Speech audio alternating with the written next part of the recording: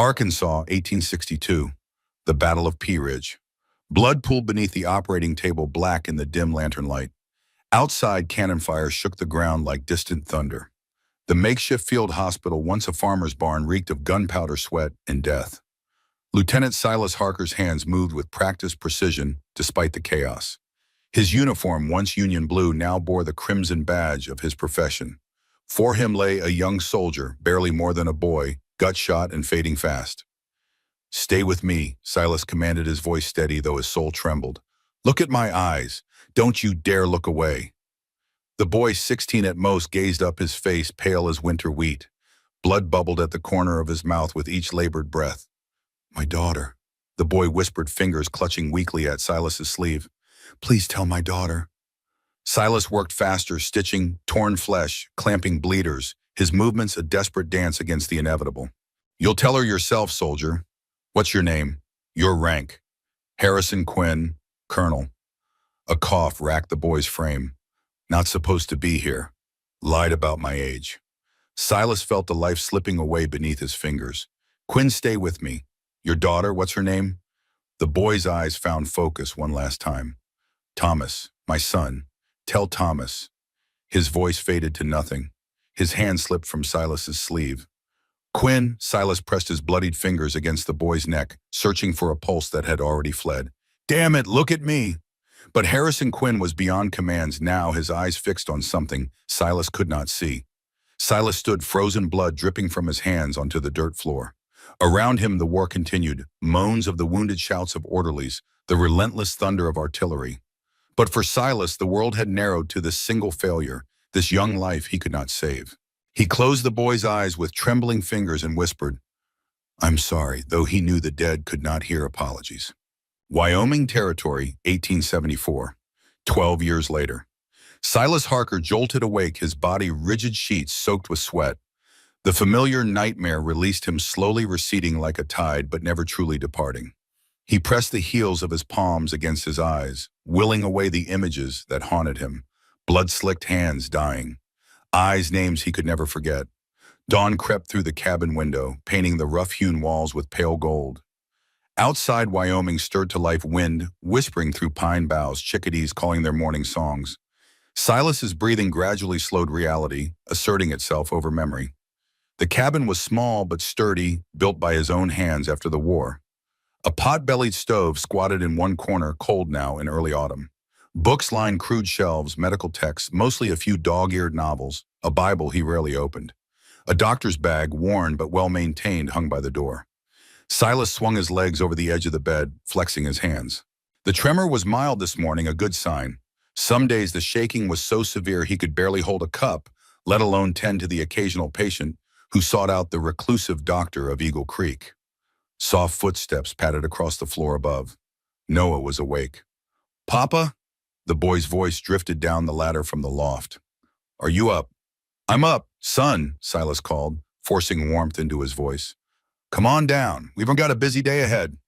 Noah descended the ladder with the careful determination of a 5-year-old. His dark hair stuck up in sleep-tousled spikes. His blue eyes, Rebecca's eyes, still drowsy.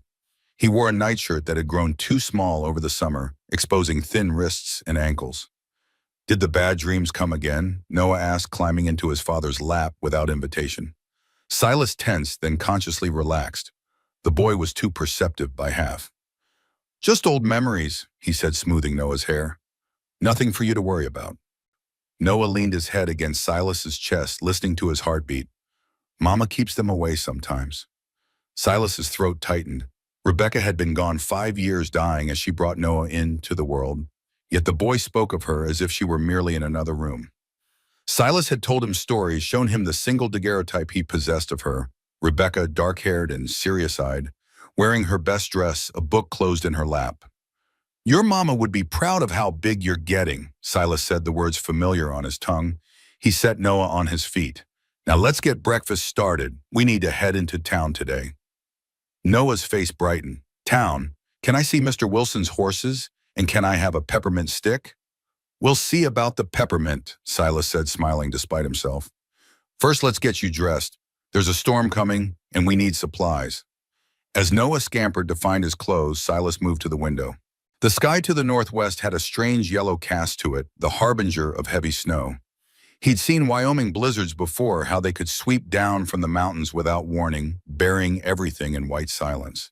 They'd need flour coffee, lamp oil, enough to last at least a week. His eyes drifted to the small wooden cross visible on the hill beyond the barn. Rebecca's grave marked by a sapling oak he'd planted the day they'd laid her to rest. The tree had grown strong over the years, as if drawing life from her. Sometimes in the quiet evenings when Noah was asleep, Silas would sit beneath that oak and speak to her of things he could tell no one else, his fears, his failures, his struggle to raise their son alone. Her last words echoed in his mind. Live, Silas, don't just exist. He hadn't been living, not really. Existing, yes, caring for Noah, tending the occasional patient, maintaining the small ranch that provided their living. But living, that required something he wasn't sure he possessed any more: hope, perhaps, or courage. The sound of Noah dropping something upstairs pulled Silas from his reverie. He turned from the window, pushing away melancholy thoughts. Today was for practical matters, supplies, preparations, ensuring Noah's safety through what promised to be a significant storm. Existence would have to be enough for now. Eagle Creek had grown since Silas first settled in the area. What had been little more than a trading post and a saloon now boasted a proper main street with a dozen businesses: general store, livery, barbershop, even a small hotel. The church stood at one end of town, whitewashed and proud, while the sheriff's office anchored the other. Between them stretched the hope of civilization in this rugged territory. Today the town hummed with unusual activity. Wagons lined the street, men in suits mingled with the usual ranchers and shopkeepers, and a wooden platform had been erected in the town square. A banner stretched across the platform proclaimed, "Weston Railroad bringing progress to Eagle Creek." Silas frowned as he guided their wagon through the crowd. The railroad had been the talk of the territory for months, but he'd paid little attention to the rumors. Now it seemed rumor had become reality. "What's happening, Papa?" Noah asked, eyes wide at the commotion. "Looks like the railroad men are making an announcement," Silas replied, keeping his voice neutral. He pulled the wagon to a stop near Wilson's livery. "You can look at the horses while I speak with Mr. Wilson, but stay where I can see you."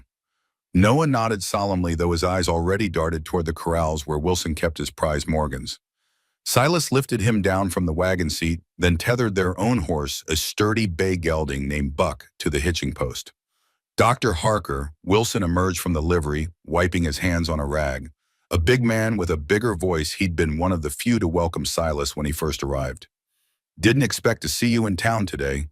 You hear about the railroad?" "Hard to miss," Silas said, nodding toward the platform where men in expensive suits congregated. "Thought it was still being debated," Wilson snorted. "Debate's over, apparently." "That fellow there," he pointed to a distinguished man with silver hair and a neatly trimmed beard. "That's Edwin Weston himself, railroad baron from back east. Showed up 2 days ago with his entourage, started throwing money and promises around." He lowered his voice. "Between you and me, not everyone's happy about it. Dennison over at the Mercantile is worried the railroad will bring their own store. Reverend Fleming's concerned about the kind of elements it might attract." Silas watched as Weston shook hands with Sheriff Taylor. The railroad man moved with the easy confidence of someone accustomed to power, his tailored suit and gold watch fob marking him as a man of means. "What about you, Wilson? Happy? Or worried?" The liveryman shrugged. "More people means more business. More business means more money. Can't say I'm against that." He glanced at Silas. "You're here for supplies, I reckon. Storm coming." "Saw the signs this morning. Figured we better stock up." Wilson nodded. "Smart. They're saying it could be a big one. Early for this time of year, but that usually means it'll hit hard." He gestured toward the general store. "Better hurry. Everyone else has the same idea." Silas looked for Noah and found him by the corral, deep in conversation with a little girl about his age. The girl wore a blue dress and had her hair in 2 neat braids. She was showing Noah something in her hands, a small carved wooden horse. The scene was so normal, so innocent, that Silas felt something ease in his chest. Noah had few opportunities to play with other children, isolated as they were at the ranch. Perhaps the railroad would bring some benefits, after all. More families, more children for Noah to befriend. He was about to call to his son when a woman hurried from the direction of the platform. She wore an expensive dress of burgundy wool, her blonde hair arranged in an elaborate style beneath a matching hat. Without a word, she seized the little girl's arm, pulling her away from Noah with such force that the child stumbled. "Sarah," the woman hissed, "what have I told you about talking to strangers?" The girl looked confused. "But Mama, he's just a boy." "Come now." The woman cast a glance at Silas, her expression a mixture of fear and disgust. She leaned close to her daughter and whispered something that made the girl's eyes widen. They hurried away, the woman holding her daughter's hand in a white-knuckled grip. Noah stood alone by the fence, his expression bewildered. Silas felt the familiar, hollow feeling in his stomach. He'd seen that look before in the eyes of a woman in Tennessee when he'd offered to examine her sick child in a saloon in Missouri when he'd tried to treat a wounded miner. The look that said, "Stay away, you're dangerous, you're cursed." The war had marked him not just in the tremor of his hands, but in the whispers that followed him. Rumors traveled, stories grew in the telling, and Silas Harker, once respected Union surgeon, had become something else in the eyes of strangers. A man haunted, a man who brought misfortune. He crossed to Noah, placing a protective hand on the boy's shoulder. "Come on, son, let's get our supplies." Noah looked up, confusion giving way to hurt. "She said I shouldn't talk to me." "Why?" Silas struggled for an answer that wouldn't burden a 5-year-old with the prejudices of adults. "Some folks are just cautious around people they don't know," he said finally. "It's nothing you did wrong." Noah frowned, unconvinced, but didn't press further. Together they made their way to Dennison's Mercantile, threading through the growing crowd as Weston prepared to address the town. Inside the store, the mood was tense. Shelves were already being depleted as townspeople prepared for the coming storm. Silas took a basket and began gathering essentials: flour, coffee, sugar, salt, pork beans. Noah stayed close, subdued after the encounter with the girl and her mother. Mrs. Dennison, a thin woman with kind eyes, greeted them at the counter. "Dr. Harker, Noah, good to see you both." She smiled at Noah. "I believe I have some horehound candy left if your father approves." Noah looked hopefully at Silas, who nodded. "One piece," he said, "and say thank you to Mrs. Dennison." As Noah accepted the candy with grave politeness, the store's bell jangled. Sheriff Taylor entered, followed by Edwin Weston and 2 other men in suits. The conversation in the store died as all eyes turned to the newcomers. "Ladies and gentlemen," the sheriff announced, "I'd like you all to meet Mr. Edwin Weston of the Western Railroad Company.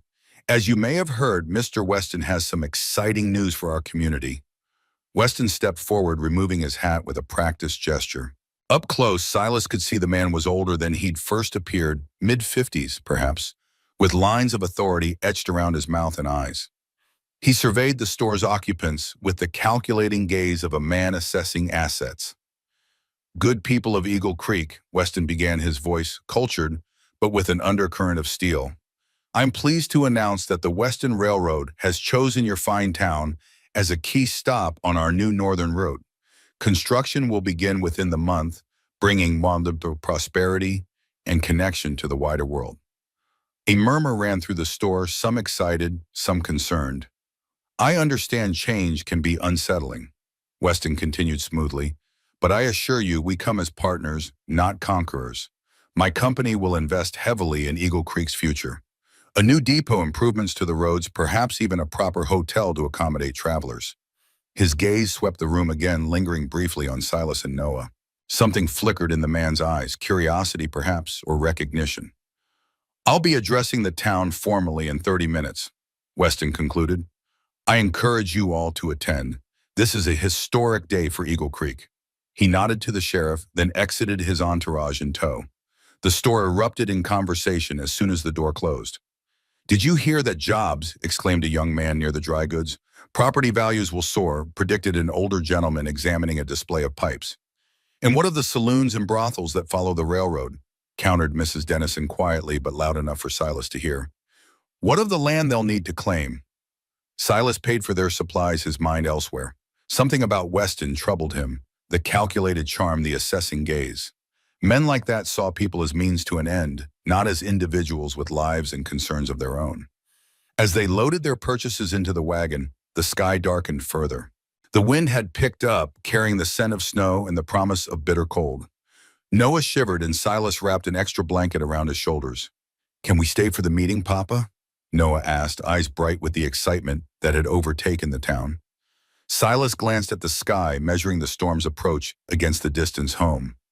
Not today, son. That storm won't wait on speech-making, and I want us safe at home before it hits. Noah's disappointment was palpable, but he didn't argue. As they pulled away from town, the platform in the square was filling with people eager to hear more about the future Weston promised to bring. Silas felt no such eagerness. Progress in his experience came with a price one often paid by those with the least say in the matter. The snow began as they crested the last rise before their property, fat lazy flakes drifting down like feathers. By the time they reached the barn, the flakes had grown smaller and more determined, driven by a wind that bit through wool and leather. Take these inside, Silas instructed, handing Noah a sack of supplies. I'll tend to Buck and join you shortly. Noah nodded, clutching the sack to his chest as he trudged through the thickening snow toward the cabin. Silas watched until the boy was safely inside, then turned his attention to unhitching Buck. The gelding was uneasy, ears flicking back and forth, nostrils flared. What is it, old friend? Silas murmured, running a calming hand down the horse's neck. Just the storm making you nervous. But as he led Buck into the barn, Silas understood the horse's unease. The ground bore fresh tracks, not animal but human. Boot prints partially filled with new snow led from the trees to the old stable that adjoined the main barn. Silas's hand moved to the revolver at his hip, a habit from war days that he'd never abandoned. The tracks were fresh made within the last hour or two. Someone had come to his property while they were in town, and by the looks of it, they hadn't left. He secured Buck in his stall, making sure the horse had hay and water, then quietly closed the barn door. The snow was falling harder now, the wind driving it in horizontal sheets that stung the eyes and skin. Visibility was rapidly decreasing. Silas considered his options. He could return to the cabin, secure Noah, and wait to see if their visitor revealed themselves. Or he could investigate now while he knew where the intruder might be. The old stable had once housed additional horses and a milk cow, but Silas had no need for so many animals. Now it stood empty most of the year, used occasionally for storage or when a traveling rancher needed a place to weather a storm. Decision made, Silas moved toward the stable, keeping close to the wall where the snow was thinnest. The revolver felt cold in his hand, a weight he'd hoped never to need again after the war. He paused at the stable door, listening. At first he heard nothing but the moan of wind through the eaves, then a cough. Soft, quickly stifled, but unmistakably human. And young. Silas eased the door open, wincing as the hinges protested. Dim light filtered through gaps in the roof, illuminating dust motes and scattered hay. The smell of damp wood and old straw filled his nostrils. I know you're in here, he called, voice firm, but not threatening. I mean you no harm, but I need to know who's taking shelter on my land. Silence answered him.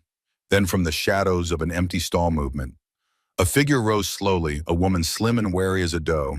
She wore a travel-stained dress and a man's coat too large for her frame. Her dark hair hung loose around pale features, set in an expression of defiance and fear. Please, she said, her voice hoarse. We'll leave as soon as the storm passes. We didn't know anyone lived here. The place looked abandoned from the road. We. Silas's eyes adjusted to the dimness, picking out smaller shapes huddled in the straw behind the woman. Children. He holstered his revolver, raising empty hands to show he was unarmed. I'm not going to make anyone leave in this weather, he said. I'm Dr. Silas Harker. This is my ranch. The woman remained tense, one arm extended protectively toward the children behind her. Abigail Quinn, she said after a moment's hesitation. These are my children. We're traveling west. Got caught in the storm. Quinn, the name sent a jolt through Silas, unexpected as lightning. He pushed the thought aside, focusing on the immediate situation. You can't stay out here, he said. The temperature's dropping fast, and this building isn't sound. My cabin is warm, and there's food. Abigail Quinn's eyes narrowed with suspicion. Why would you help strangers?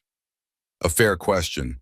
The world was not kind to lone women with children, and trust didn't come easily to those who'd learned that lesson. Because there's a storm coming that will bury this stable in snow by morning, Silas answered honestly, and because I wouldn't want my son treated differently. At the mention of his son, something in Abigail's posture eased slightly. She turned to the children behind her, murmuring words Silas couldn't catch. After a brief conference, she faced him again. We accept your offer, Dr. Harker, but please understand, her eyes hardened. I'll do whatever necessary to protect my children. Silas recognized the look of a cornered animal, desperate but dangerous. I understand, Mrs. Quinn. Now let's get your family out of the cold. As Abigail coaxed the children from their hiding place, Silas got his first clear look at them. The oldest was a girl of about 10, with her mother's dark hair and a gaze too old for her years. She held a small knife, a kitchen paring knife by the looks of it, and showed no intention of putting it away. Behind her stood a boy of perhaps 7, thin and solemn, with a shock of sandy hair. He clutched a battered satchel to his chest like armor. The third child, a little girl no older than 3, lay bundled in blankets in the straw. Her face visible above the wrappings was flushed with fever, her breathing labored and wet. Silas moved forward, medical instincts overriding all else. Your daughter is ill. Abigail's face crumpled briefly before she mastered herself. She has a fever. It started yesterday. I've been giving her willow bark tea, but it keeps rising. Silas knelt beside the child, noting the blue tinge to her lips, the rattle in her chest. Pneumonia most likely and advancing rapidly. Without treatment, the girl wouldn't survive the night. I need to examine her properly, he said, keeping his voice calm and professional. My cabin has the necessary supplies. She needs immediate care. The older girl stepped forward, knife raised. How do we know we can trust you? Harriet, Abigail cautioned, though she didn't contradict her daughter's question. Silas met the girl's eyes directly. You don't, but your sister needs help that can't wait on trust. Harriet didn't lower the knife, but she glanced at her mother for direction. Abigail looked at her youngest child, then at the worsening storm outside, calculating desperate odds. What's her name? Silas asked gently. Rebecca. Abigail answered the word barely audible above the wind. Another jolt stronger this time. Rebecca, his wife's name now attached to this fevered child fighting for breath in his stable. Coincidence surely, but it felt like something more, a sign perhaps, or a test. Rebecca needs warm shelter and medicine, Silas said. Both are in my cabin a short walk from here. I give you my word as a doctor and a father that I intend only to help. Abigail Quinn studied him for a long moment, searching for deceit or threat. Whatever she saw or didn't see in his face made her decision. She nodded once, then bent to lift Rebecca from the straw. I'll carry her, Silas offered, but Abigail shook her head. I have her, she said, gathering the child to her chest. Lead the way, doctor. Outside, the storm had transformed the world into a howling white void. Silas took a lantern from the wall and lit it, though its glow barely penetrated the swirling snow. Stay close, he called over his shoulder. The cabin is just beyond the barn. They moved in a huddled group, Silas breaking trail, Abigail following with Rebecca in her arms, the 2 older children bringing up the rear. The wind tore at their clothing, the cold biting deep. By the time they reached the cabin porch, all were covered in snow, shivering violently. Silas pushed open the door to warmth and light. Noah stood by the stove, his eyes widening at the sight of the bedraggled group stumbling into their home. Papa? He questioned, uncertain and a little afraid. It's all right, Noah, Silas assured him. These folks were caught in the storm. The little girl is sick and needs our help. Noah's fear gave way to curiosity as Abigail lowered Rebecca onto the sofa near the stove. The older children remained by the door, uncertain of their welcome, while Abigail hovered protectively near her youngest. Noah, this is Mrs. Quinn and her children, Silas said, hanging his snow-covered coat by the door. They'll be staying with us until the storm passes. Can you show Harriet and— He looked at the boy questioningly. William, Abigail supplied. And William where they can hang their wet things. Noah nodded, serious with the responsibility. Yes, sir. He approached the older children cautiously. You can put your coats on the pegs there. Papa has a rule about no wet things by the fire they can catch a spark. Harriet, still clutching her knife, looked to her mother for guidance. Abigail nodded and slowly, reluctantly, Harriet slipped the knife into her pocket. She and William followed Noah's instructions, moving with the wariness of feral cats in a strange barn. Silas retrieved his medical bag from its place near the door. Mrs. Quinn, I need to examine Rebecca. The sofa is fine for now, but she'll need proper bed rest. Abigail's hands worked nervously at her skirt. Please, she said, her composure cracking slightly. She's burning up. I've tried everything I know. Silas knelt beside the sofa, opening his bag with practiced movements. Rebecca lay still, her small chest rising and falling with worrying irregularity. Her dark curls clung damply to her forehead, and her skin glowed with fever. As he reached to check her pulse, Silas's hand began to tremble, a fine, almost imperceptible shake that nonetheless made precise movement difficult. He stilled, took a deep breath, and tried again. The tremor persisted. Not now, he thought desperately. Not when this child needs steady hands. He closed his eyes briefly, centering himself as he'd learned to do during the worst days of the war. When he opened them, Abigail was watching him, her gaze sharp with new concern. "It's nothing," he said quietly. "An old war injury that acts up sometimes. It won't affect my treatment." She didn't look convinced, but the need for help outweighed her misgivings. She stepped back, allowing him space to work. Silas examined Rebecca methodically. Pulse rapid, respiration, labor temperature dangerously high. When he listened to her lungs with his stethoscope, he heard the telltale crackling of fluid. Pneumonia, as he'd suspected, and advancing rapidly. "How long has she been ill?" he asked, preparing a mixture of willow bark and elderberry in a small cup. "The fever started yesterday morning," Abigail replied, watching his every move. "The cough began 2 days before that. I thought it was just a cold at first, but—" She trailed off, guilt evident in her voice. "Children can decline quickly," Silas said, keeping judgment from his tone. "This mixture will help with the fever. She also needs steam for her breathing. We'll set up a tent over her with sheets and place a pot of steaming water nearby." He worked as he spoke, his hands steadier, now that they were engaged in familiar tasks. Noah, having settled Harriet and William near the fire, hovered nearby, eager to help. "Noah, fetch the extra bedding from the chest upstairs," Silas instructed. "We'll need to make pallets for our guests." As Noah scampered up the ladder to the loft, Harriet approached the sofa. "Will Becca be all right?" she asked, her voice small despite her attempt at bravery. Silas met her eyes directly. "I'll do everything I can," he promised. "She's very sick, but she's young and strong. That counts for a lot." Harriet nodded, seeming to appreciate his honesty. "She's stronger than she looks," she said fiercely, as if daring the illness to prove her wrong. William remained by the fire, clutching his satchel and watching the proceedings with solemn eyes. He hadn't spoken a word since their arrival, and Silas wondered if he was naturally quiet or if something had silenced him. Abigail helped Silas prop Rebecca up slightly to ease her breathing. As they worked, Silas became aware of the woman's exhaustion, the dark circles beneath her eyes, the slight tremor in her hands that had nothing to do with cold. "When did you last eat, Mrs. Quinn?" he asked quietly. She blinked as if the question made no sense. "Yesterday, I think. We had bread and a little jerky." "And sleep?" A hollow laugh escaped her. "I don't remember." Silas nodded, unsurprised. "Once we've settled Rebecca, you should rest. The storm has us all confined for at least a day, possibly longer. There's nothing to be gained by driving yourself to collapse."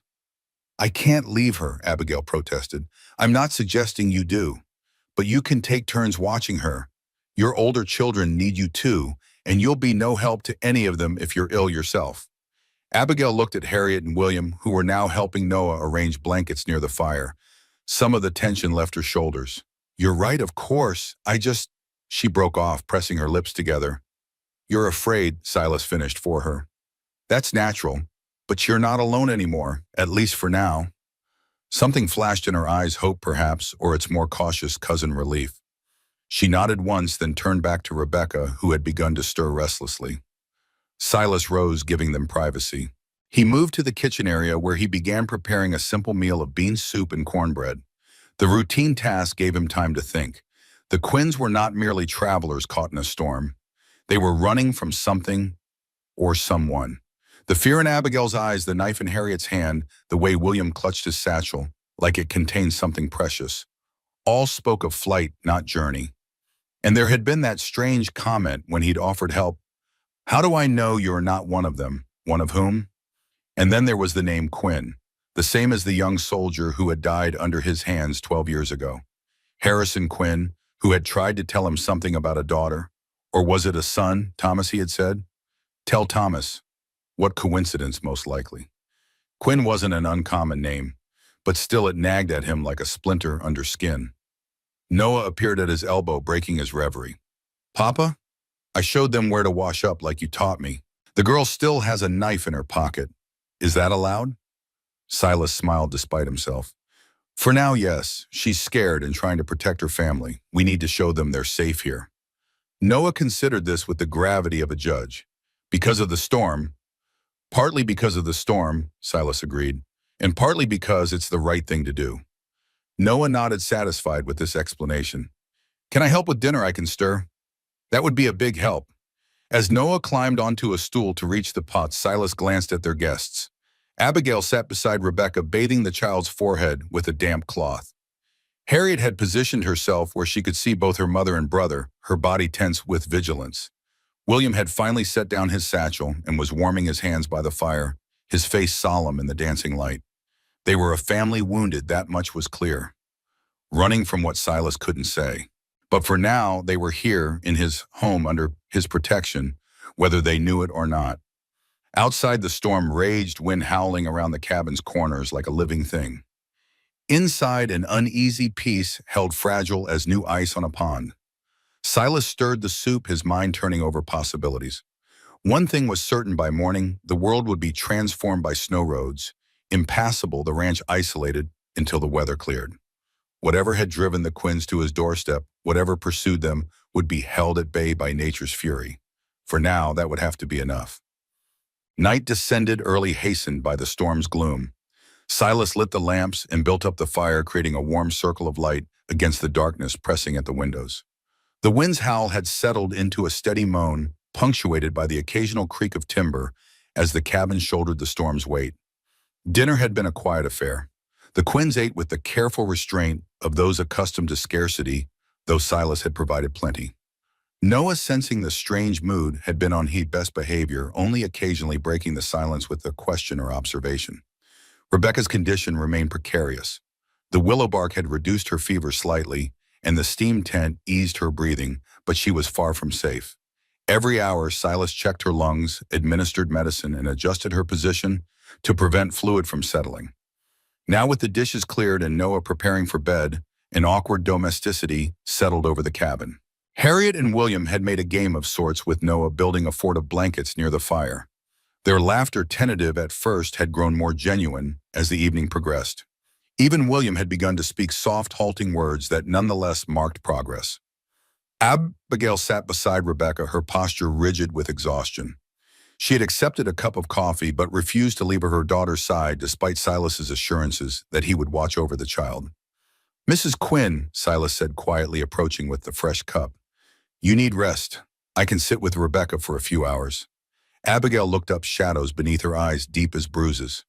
"I can't," she whispered. "If something happens while I'm asleep."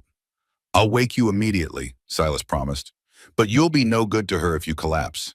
A few hours' sleep will make you stronger for what might come." Abigail's gaze drifted to her older children, now listening rapt as Noah told a story about a bear that had visited their barn last spring. Something in her expression softened, then resolved. "2 hours," she conceded, "and you'll call me if there's any change." "You have my word," she nodded, rising stiffly. "Where should I?" "Take my bed," Silas said, gesturing to the small room off the main living area. "It's private, and you'll be close enough to hear if needed." Abigail hesitated, then nodded again. "Thank you, Dr. Harker, for everything." "Silas," he corrected gently, "if we're to be storm-bound together, formality seems unnecessary."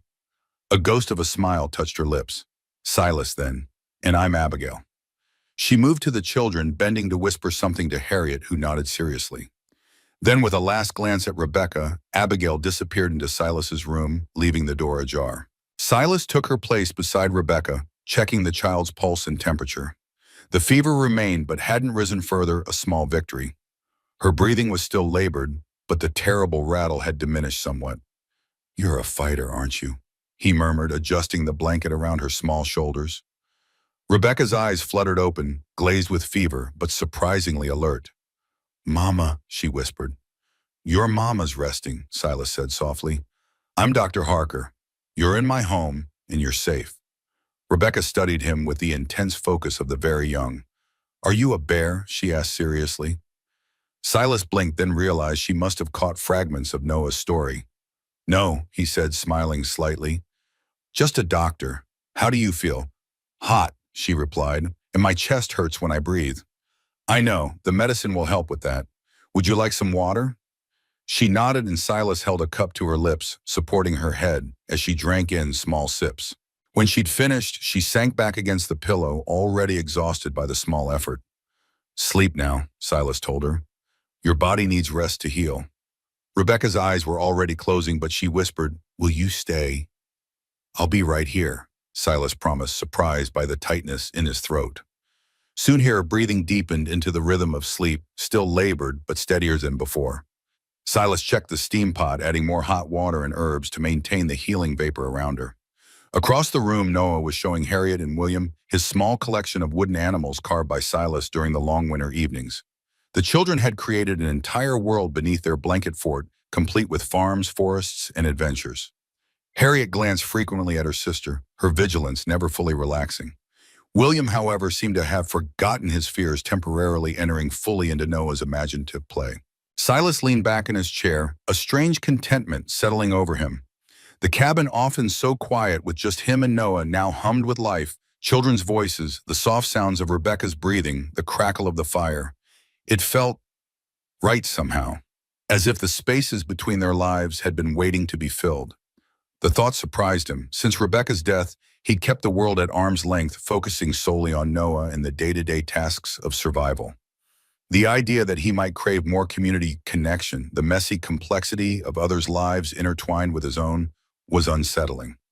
Outside, the storm continued its assault, snow piling against the windows, wind searching for entry through every crack and seam. Inside, warmth held firm against the cold light, against darkness. Silas's gaze drifted to the small wooden cross hanging on the wall, a memento of his wife, of the life they'd planned together that had ended too soon. He wondered what she would make of this night of these strangers brought to their door by chance or fate. Live, Silas, don't just exist. Perhaps this was what she'd meant, not just survival, but engagement. Risk. Opening the door when caution counseled, leaving it barred. His contemplation was interrupted by Harriet, who had approached silently to stand beside Rebecca's makeshift bed. Is she better? The girl asked, her voice carefully controlled. A little, Silas answered honestly. The fever hasn't risen and her breathing is easier. Those are good signs. Harriet nodded, absorbing this information with the solemnity of someone far older than her years. She's always been sickly, ever since she was a baby. Her fingers twisted in the fabric of her dress. But she's strong too. She doesn't give up. That's important, Silas said. The will to fight matters as much as medicine sometimes. Harriet's gaze shifted to him, assessing. Were you really a doctor in the war? Silas stilled. How did you know about that? I heard you tell Mama about your hands. And there's a Union cap on the shelf over there. She pointed to a dusty kepi Silas kept as a reminder of darker days. Yes, I was a doctor in the war, a surgeon with the Union Army. Harriet processed this. Did you kill people? The question, delivered with a child's directness, struck Silas like a physical blow. I tried to save people, he said carefully. That was my job. But some died anyway. It wasn't a question, but Silas nodded. Yes, some died anyway. Harriet looked at her sister, then back at Silas. Will Becca die? Silas held her gaze, sensing that anything less than honesty would be instantly detected and never forgiven. I don't know, he admitted. She's very sick, but I'm doing everything I can to help her. And as you said, she's strong. Harriet seemed to appreciate his candor. She's all we have left of Pa, she said quietly. He used to sing to her before. She stopped abruptly, as if realizing she'd said too much. Silas didn't press. Whatever had happened to Mr. Quinn was clearly a wound still raw for the family. I have more medicine to give her in an hour, he said instead. Would you like to help me prepare it? Harriet's expression brightened slightly. Yes, I help Mama with medicine sometimes. She knows all the herbs and their uses. Then you and I have that in common, Silas said, rising. Come, I'll show you what we're using for Rebecca's fever. As they moved to the kitchen area, Silas noticed William watching them intently, while Noah had fallen asleep in the blanket fort surrounded by wooden animals. The scene was so ordinary, so domestic, that for a moment Silas could almost believe this was how things had always been, a house full of children, shared purpose, belonging. Almost. But reality hovered at the edges. Rebecca's illness, the storm's fury, and the unspoken secrets that had driven the Quinns to his door. Whatever peace they'd found was temporary, a shelter as fragile as the blanket fort against the true storms of life. For now, though, they were safe.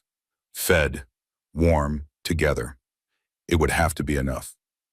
Dawn broke in whispers of gray and pink, the storm's fury spent into stillness. Silas, who had dozed in the chair beside Rebecca for most of the night, woke to a world transformed. Snow blanketed everything outside the windows, pristine and blinding in the early light. Drifts reached halfway up the porch posts, and the path to the barn had vanished entirely. Inside the cabin was hushed. Noah and William slept curled together in their fort like puppies, while Harriet had finally surrendered to exhaustion on the rug nearby.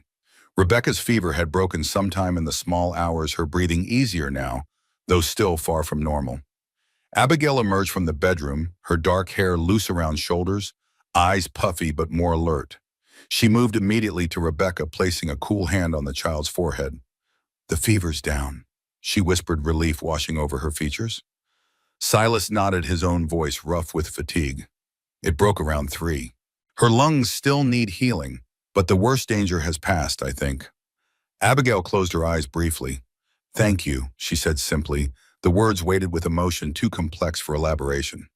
Silas rose, stretching muscles stiff from the night in the chair. "She'll need continued care, rest, fluids, medicine for her lungs. But children recover quickly with proper treatment."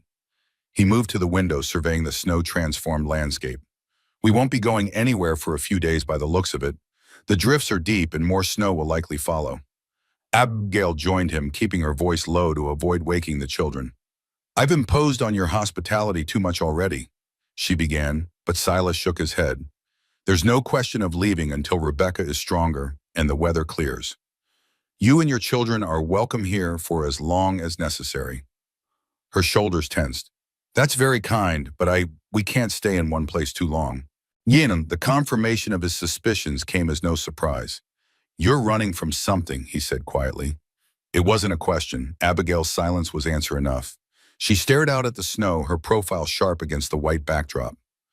"When you offered help last night," she said finally, "you asked how you could prove you weren't one of them. One of whom, Mrs. Quinn?" She flinched slightly at the direct question. "It doesn't matter. The snow will delay them as much as it delays us. Perhaps that's enough for now." "Perhaps," Silas agreed, though doubt colored his tone. "But if there's danger to you, to your children, or to my son, I have a right to know." Abigail turned to face him fully, her expression a complex mixture of fear, determination, and calculation. "Why did you help us, Dr. Harker?" "The truth, please." "Silas," he corrected automatically. "And I helped because you needed it.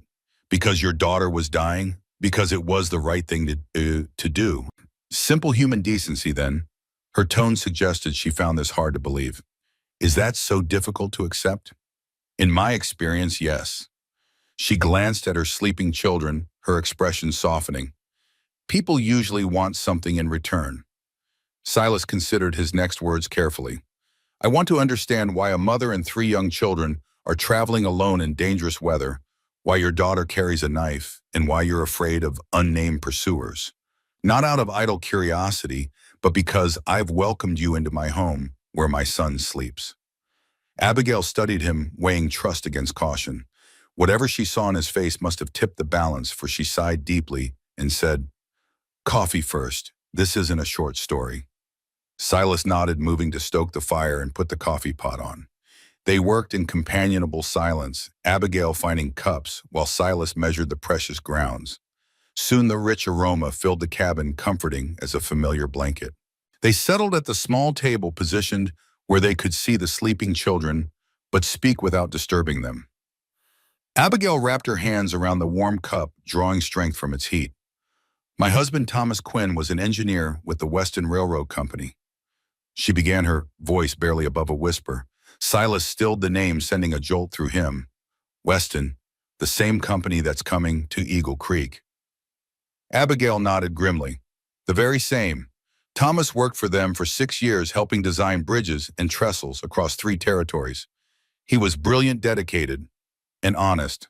Too honest, as it turned out." She sipped her coffee, gathering her thoughts. 8 months ago, there was an accident, a bridge collapse near Grand Island, Nebraska.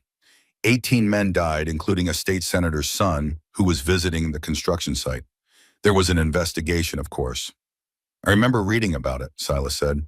"The paper said it was due to unexpected flooding." That was the official finding, But Thomas knew better.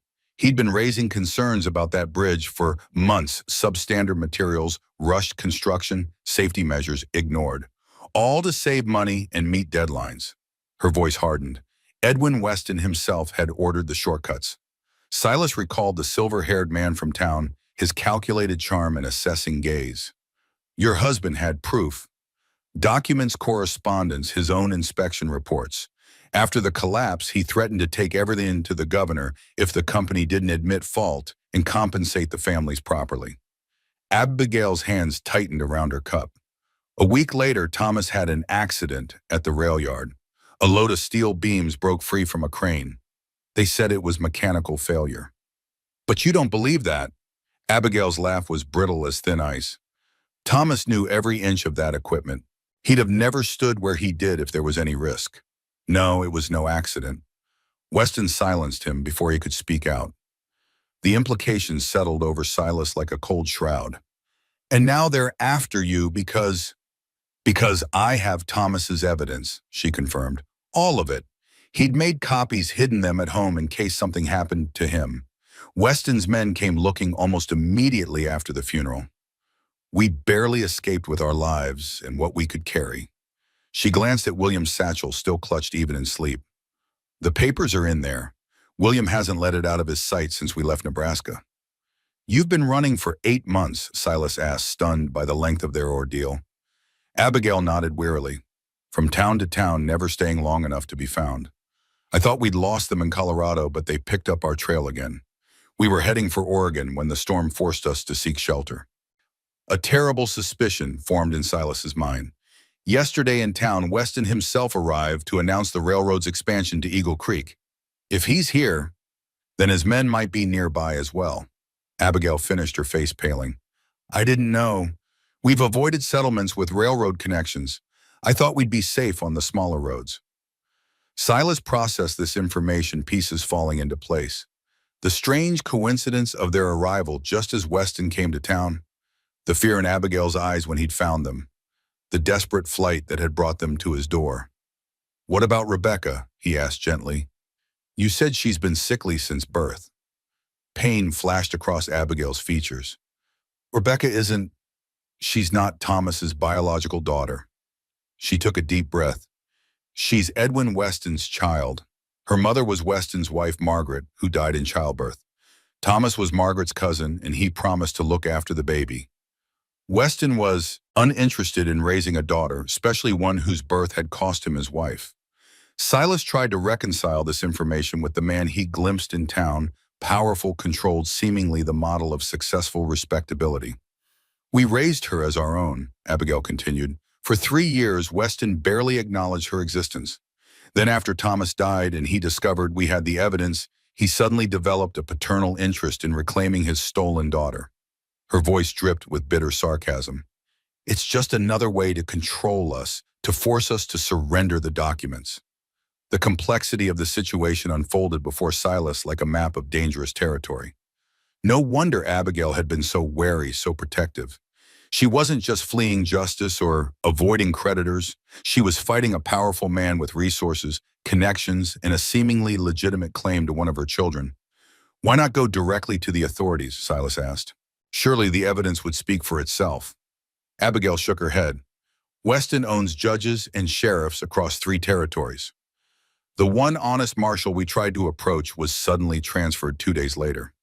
Meanwhile, we were portrayed as unstable, dangerous, a bereaved widow, suffering delusions, endangering her children, with wild accusations against a respected businessman. Her laugh was hollow. Who would believe us against Edwin Weston, pillar of society, and bringers of progress? Silas had no answer. The world was seldom kind to those who challenged power regardless of their cause's righteousness. He'd seen enough during and after the war to know that justice was as much about who wielded it as what was right. Before he could respond, a small voice came from the blanket fort. Mama? Where are we? William had woken, his sandy hair tousled from sleep, eyes wide as he took in the unfamiliar surroundings.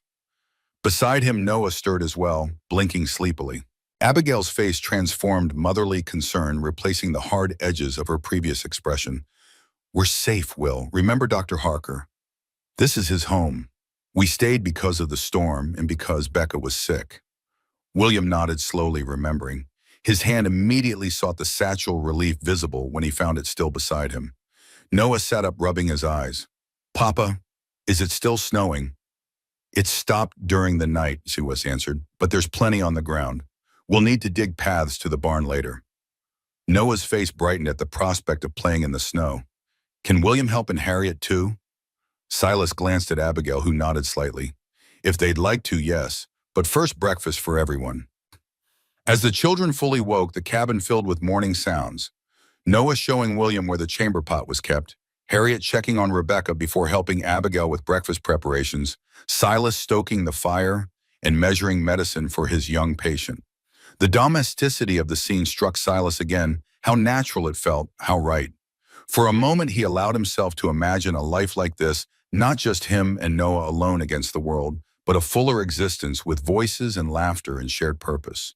The fantasy was pleasant but dangerous. These people had their own path, their own struggles. Their presence in his home was temporary, a brief intersection of separate journeys, nothing more. Still, as he watched Noah and William giggling over some shared joke, as he noted the gentle way Harriet handled the cooking utensils, as he caught Abigail's small smile when Rebecca accepted a spoonful of broth, Silas couldn't help but feel that something significant had changed. A door long closed had cracked open, allowing a draft of possibility to disturb the still air of his carefully ordered life. Outside, the world lay transformed by snow, familiar landmarks hidden beneath white drifts, paths as obliterated, boundaries erased. Inside, a similar transformation was underway, less visible perhaps, but no less profound. The storm had passed, but its effects remained, and in its wake, nothing would be quite the same again. No. By midday, the sun had emerged, turning the snow-covered landscape into a dazzling spectacle of light and shadow. Silas and Noah, joined by William and Harriet, worked to clear paths to the barn and woodpile. The children turned the chore into play-building snow forts and engaging in good-natured snowball fights that left their cheeks red and their eyes bright. Inside, Abigail tended to Rebecca, whose improvement continued steadily. The child was awake more often, her fever reduced to a mild warmth, her breathing easier, though still congested. Silas had shown Abigail how to prepare the herbal mixtures for her lungs, and the two had fallen into an easy rhythm of shared care. It was during one such moment, as Silas examined Rebecca's chest, while Abigail held her hand, that the child asked a question that froze them both. Are you going to be my new papa? The innocent query hung in the air, laden with implications neither adult was prepared to address. Abigail recovered first, smoothing Rebecca's curls with a gentle hand. Dr. Harker's helping us until you're better and the snow melts, she explained. Then we'll continue our journey. Rebecca's lower lip protruded in a slight pout. But I like it here, and Noah said I could see the baby chicks when they hatch in the spring. Silas busied himself with his stethoscope, avoiding Abigail's gaze. Noah gets excited about sharing things he loves, he said carefully. But your mama's right, you're our guest for now while you heal and the weather clears. Rebecca seemed to accept this, though, without enthusiasm. Will the bad men find us here? Abigail's hand stilled on her daughter's hair. What bad men, sweetheart? The ones who made us leave home. The ones who made you cry at night when you thought we were sleeping. Rebecca's eyes, large and solemn in her small face, held a wisdom beyond her years. Will they come here too? Silas glanced at Abigail, whose composure had cracked at her daughter's perceptiveness. No one will harm you here, he said firmly, making the promise before he'd fully considered its implications. You're safe. Rebecca studied him with that intense focus particular to children. Because you're a doctor. Because I won't allow it, Silas corrected gently. Neither will your mama. This seemed to satisfy the child, who nodded once before returning her attention to the wooden horse Noah had lent her. The moment passed, but its echo remained. The promise made the boundaries shifted.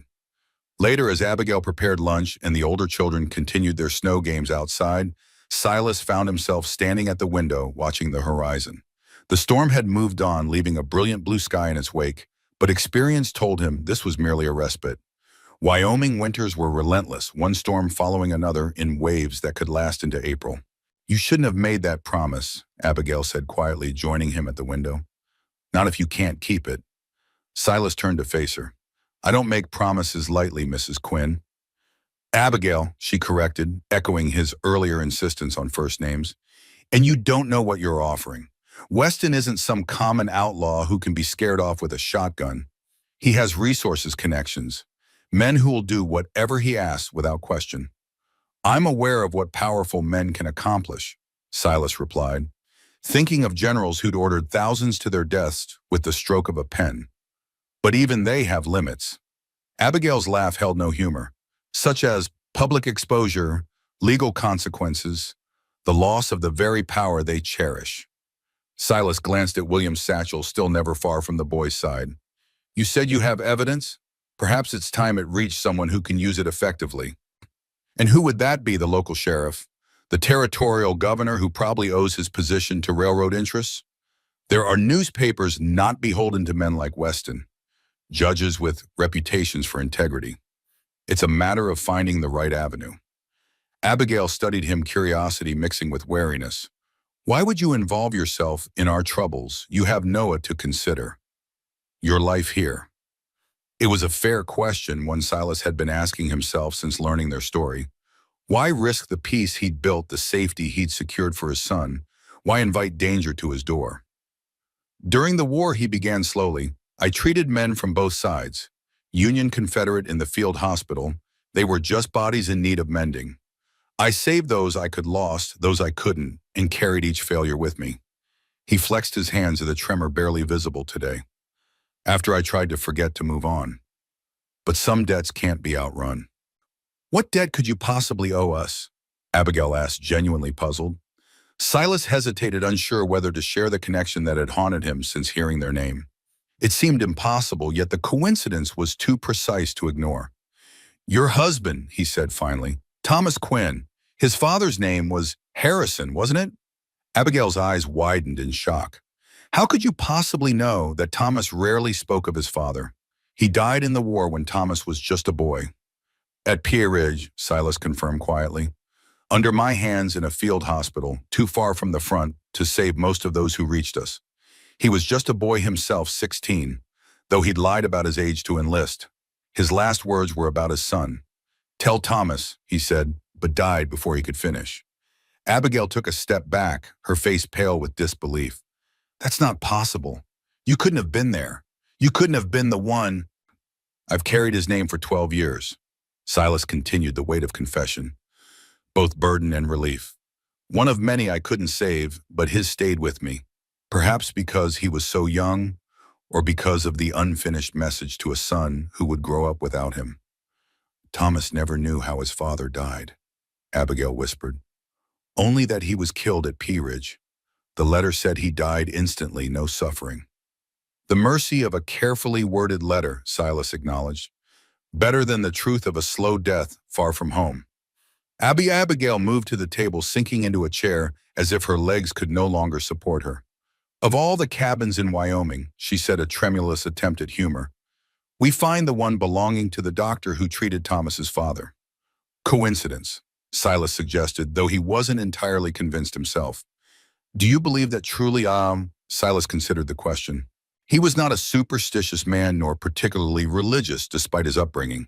He believed in what he could see, touch, measure, blood and bone, the tangible realities of the body. Yet he'd witnessed enough in war and peace to know that some patterns defied rational explanation. I believe, he said carefully, that whatever brought you here, I'm in a position to help, and that matters more than how or why it happened. Abigail studied him as if seeing him truly for the first time. You're an unusual man, Dr. Harker.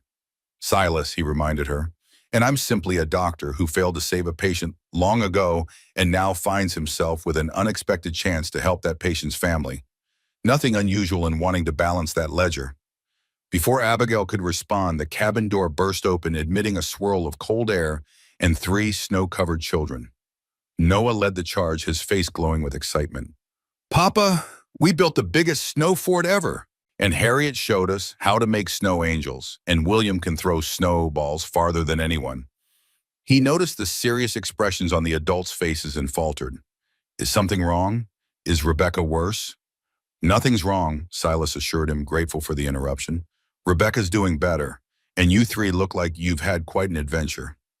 We need to get you out of those wet clothes. Abigail added, maternal instincts overriding deeper thoughts. Before you catch your death and join your sister in sickbed.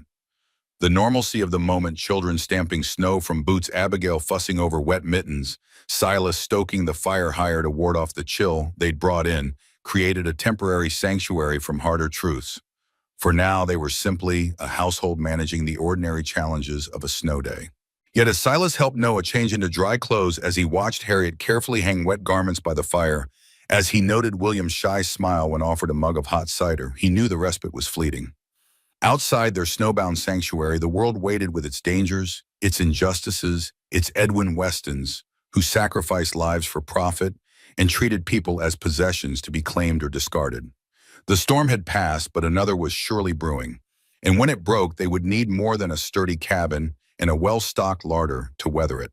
They would need truth, courage, and perhaps a touch of the impossible coincidence that had brought the Quinns to his door in the first place. For now, though, there was lunch to be served, medicines to be administered, and the simple pleasures of a winter afternoon to be enjoyed. The future, with all its complications, could wait until tomorrow. Or so Silas hoped. 3 days passed in a strange, peaceful rhythm, as if the snow had not only transformed the landscape but suspended time itself. The drifts remained deep roads, impassable, the ranch and islands separated from the wider world. Within this enforced isolation, the temporary household found an unexpected harmony. Rebecca continued to improve, progressing from bedridden to sitting up, then to short explorations of the cabin on wobbly legs.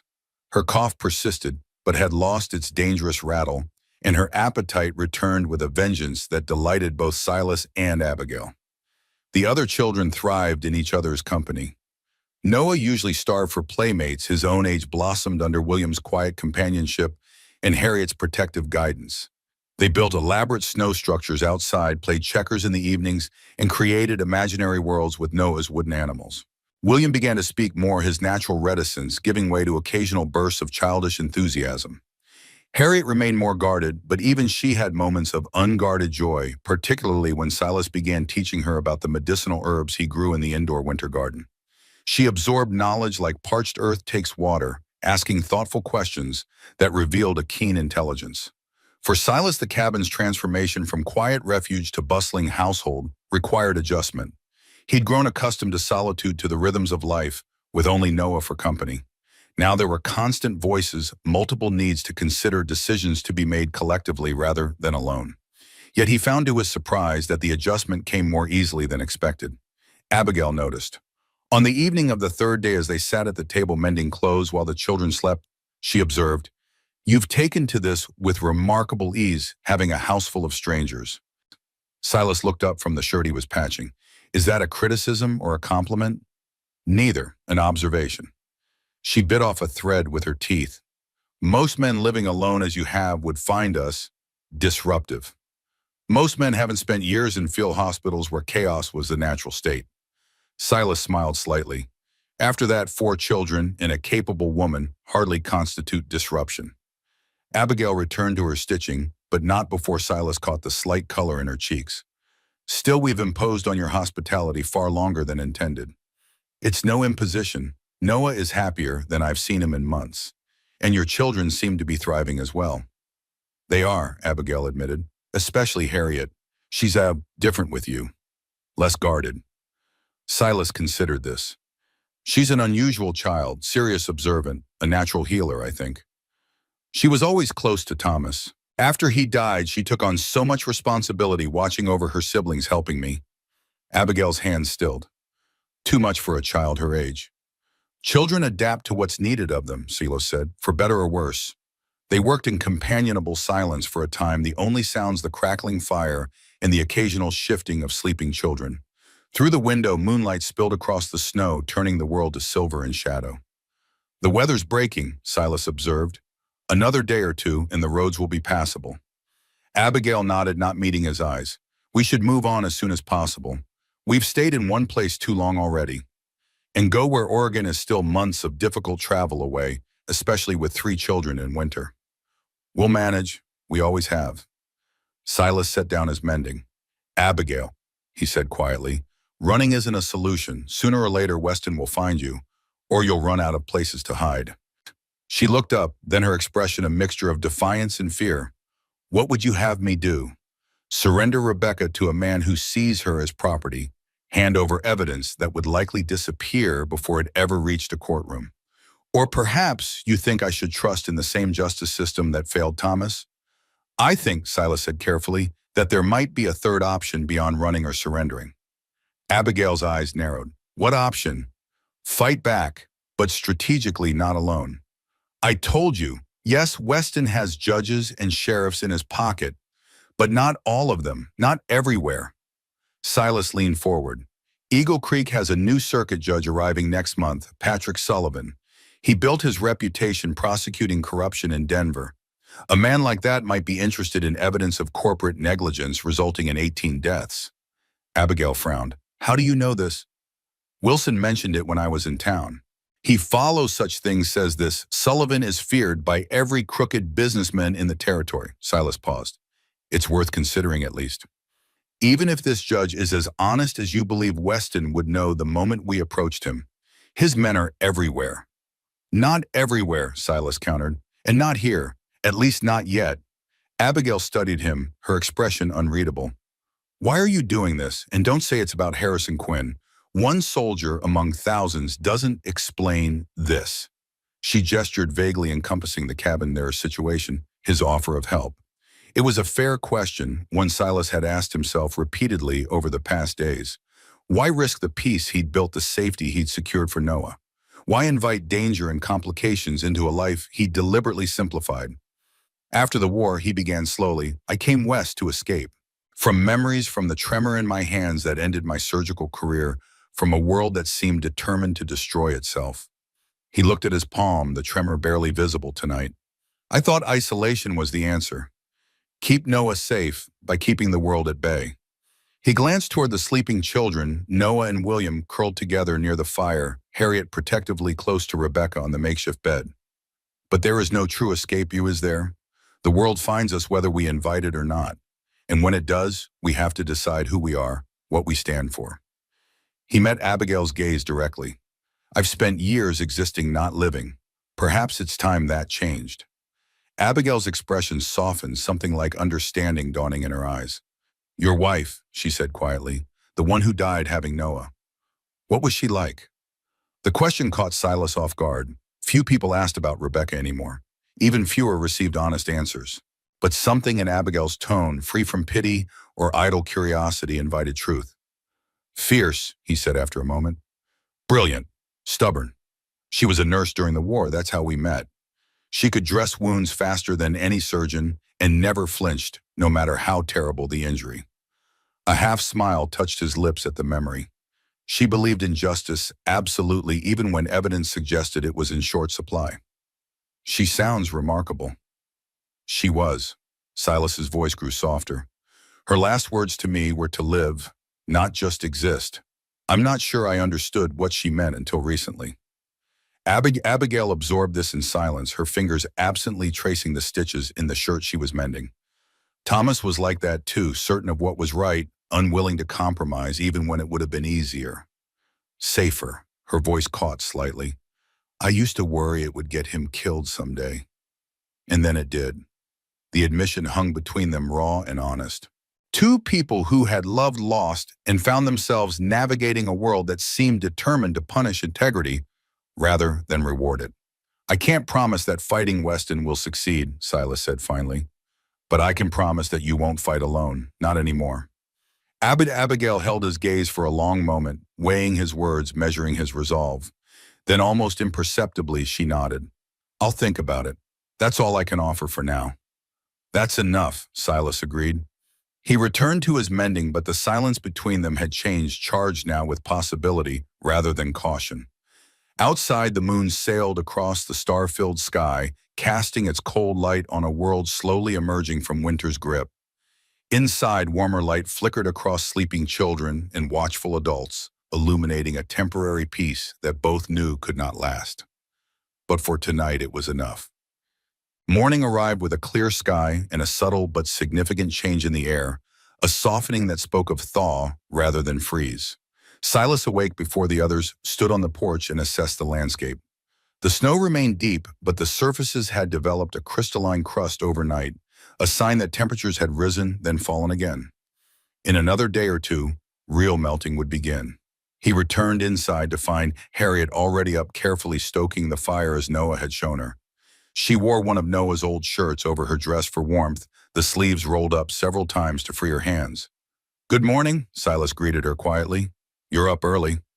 Harriet glanced up, her serious face relaxing slightly at the sight of him. "Becca was coughing in the night. I didn't want her to get cold."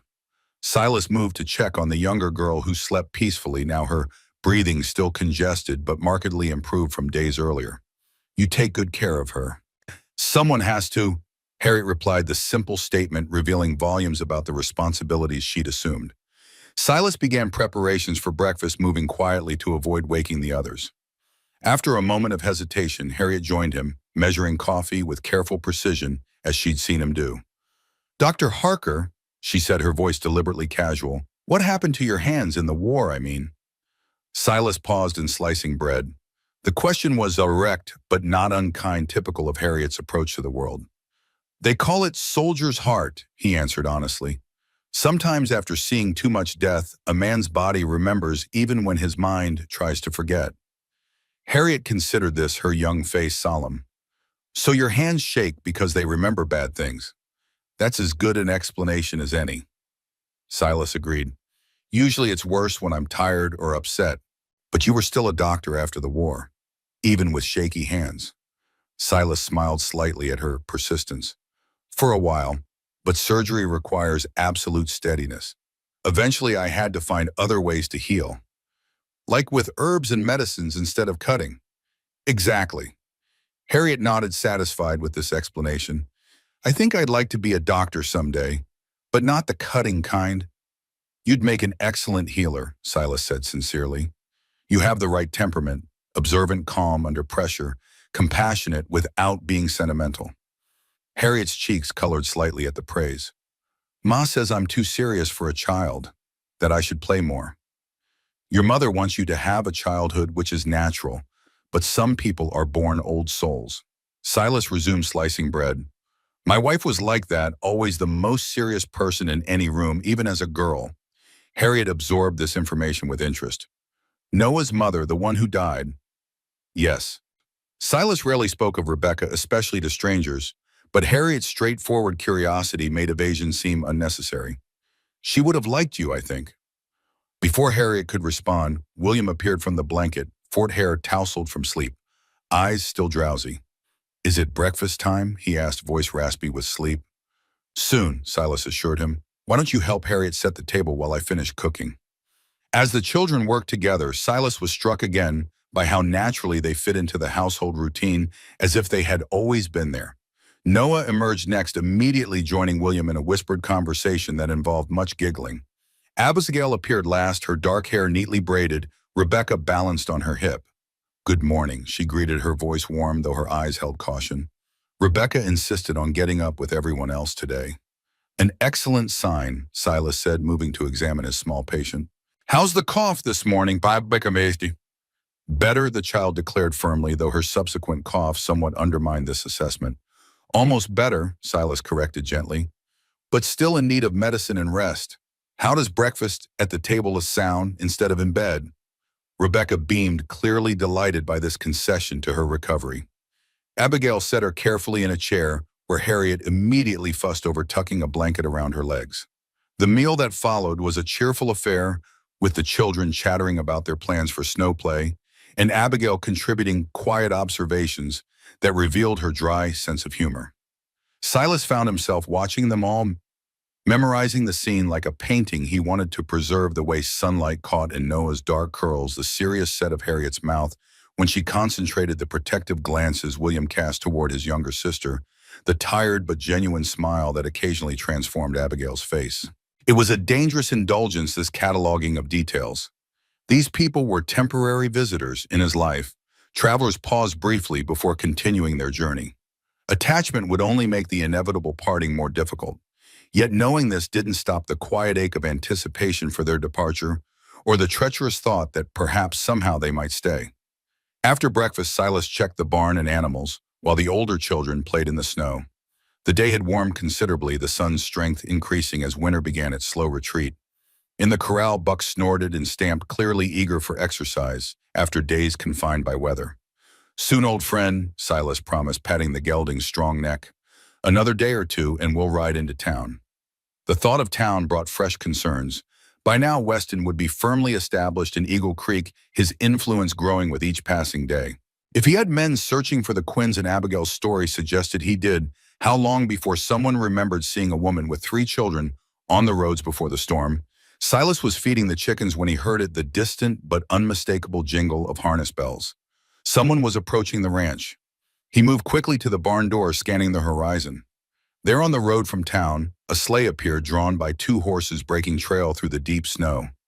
Even at this distance, Silas recognized the driver, Sheriff Taylor, his distinctive bearskin coat visible against the white landscape, and beside him another figure in a dark coat and hat. Silas's stomach tightened. The sheriff rarely visited the outlying ranches, especially in difficult weather. Something had brought him here, something or someone. He hurried back to the cabin, schooling his features to calm before entering. Inside, Abigail was teaching Rebecca a clapping game, while Noah and William constructed an elaborate fort from books and blankets. "Abigail," Silas said quietly, "may I speak with you privately?" Something in his tone must have alerted her, for she immediately rose, instructing Harriet to continue the game with Rebecca. She followed Silas to the far corner of the cabin, her posture tense. "What is it?" she asked, voice barely above a whisper. "Sheriff Taylor is coming up the road," Silas replied, equally soft. "He's not alone." Abigail paled, her hands clutching her skirt. "Weston's men. I couldn't identify the second rider, but it's possible." Silas glanced at the children, still absorbed in their activities. "They're still some distance away. We have a few minutes to decide how to handle this." "We need to hide," Abigail said immediately. "The children and I is there somewhere." Silas considered their options. The cabin was small, with few hiding places, large enough for a woman and 3 children. The barn was too obvious a choice, likely to be searched if suspicions were raised.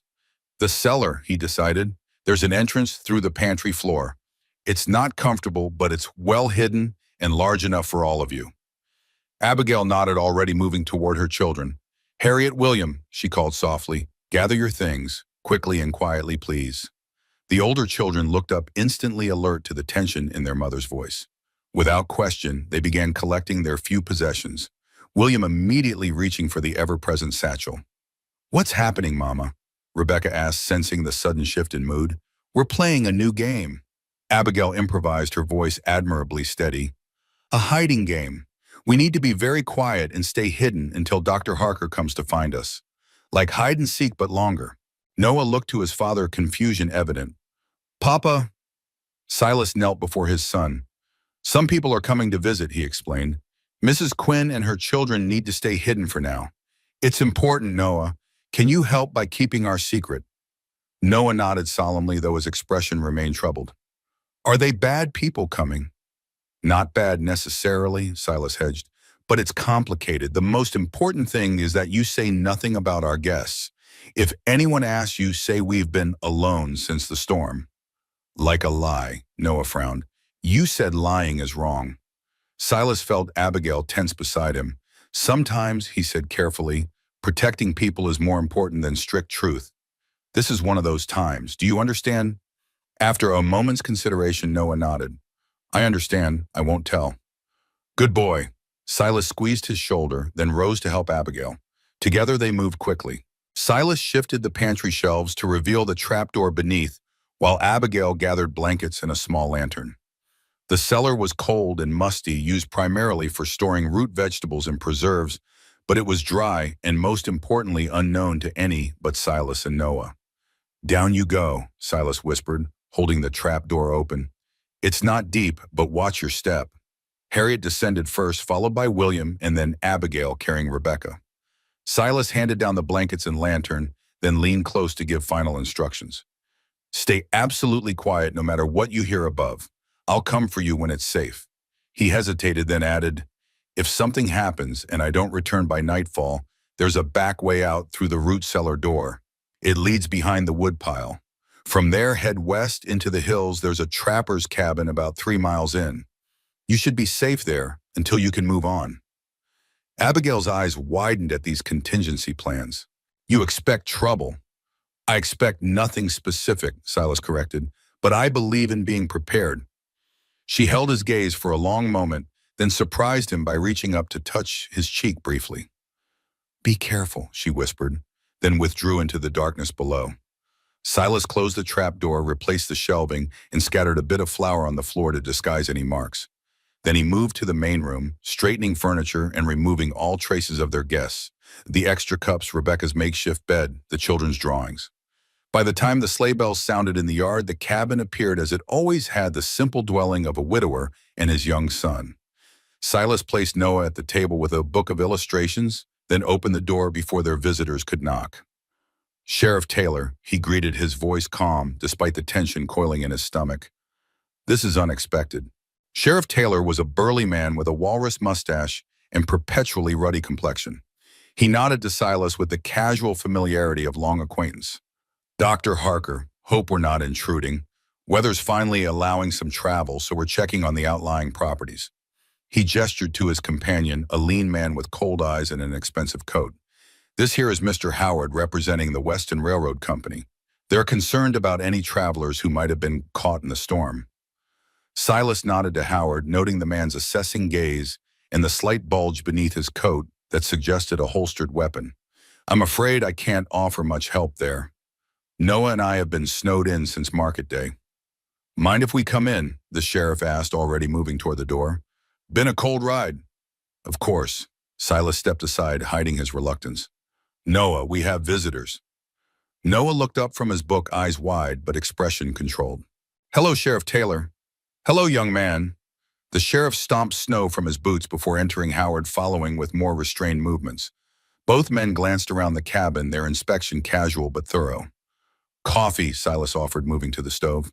Much obliged. The sheriff accepted, settling his bulk into a chair. Howard remained standing, his posture suggesting readiness rather than relaxation. Dr. Harker. Howard began, his voice cultured but cold. As the sheriff mentioned, we're looking for travelers who might have been stranded by the storm, specifically a woman and 3 children who were seen on the North Road the day the blizzard hit. Silas poured coffee with steady hands, his back to the men. I'm afraid I can't help you. As I said, Noah and I have been alone since before the storm. The woman in question is a fugitive, Howard continued, watching Silas carefully. She abducted her children after her husband's death, including a young girl who is actually the daughter of my employer, Mr. Weston. Silas turned, handing mugs to both men with an expression of polite interest. That sounds like a complicated situation. Howard accepted the coffee without drinking it. It's quite straightforward, actually. Mrs. Quinn is mentally unstable, made worse by grief. She's convinced herself that her husband's death was not an accident, despite all evidence to the contrary. Mr. Weston is concerned for his daughter's welfare, as any father would be. Silas noted the small flinch Noah couldn't quite suppress at the mention of Quinn's name. Fortunately, both men were looking at Silas, not the boy. I understand a father's concern, Silas said carefully, but as I said, I've seen no travelers. The storm hit quite suddenly. Anyone caught on the open road would have been in serious danger. Sheriff Taylor nodded sympathetically. That's what I told Mr. Howard. Still, we need to check every possibility. Mind if we look around a bit, just to be thorough? The request was phrased as a courtesy, but Silas recognized it for the demand it was. Of course, he agreed, gesturing expansively. Though there's not much to see. Just the main room here, my bedroom through that door, and Noah's loft upstairs. Howard moved immediately toward Silas's bedroom, his movements precise and purposeful. The sheriff remained seated, sipping his coffee with apparent contentment. How's business, Doc? He asked conversationally. Storm, bring any injuries your way? Quiet as always, Silas replied, keeping one ear tuned to Howard's movements. Most people know to stay home in such weather. The sheriff nodded. Sensible. Unlike some folks who think they can outrun a blizzard. He lowered his voice slightly. Between us, I think Howard's on a fool's errand. Woman and 3 young'uns in that storm. They were likely buried under 6 feet of snow, somewhere between here and the pass. Silas kept his expression neutral. Let's hope not. Course, the sheriff agreed hastily.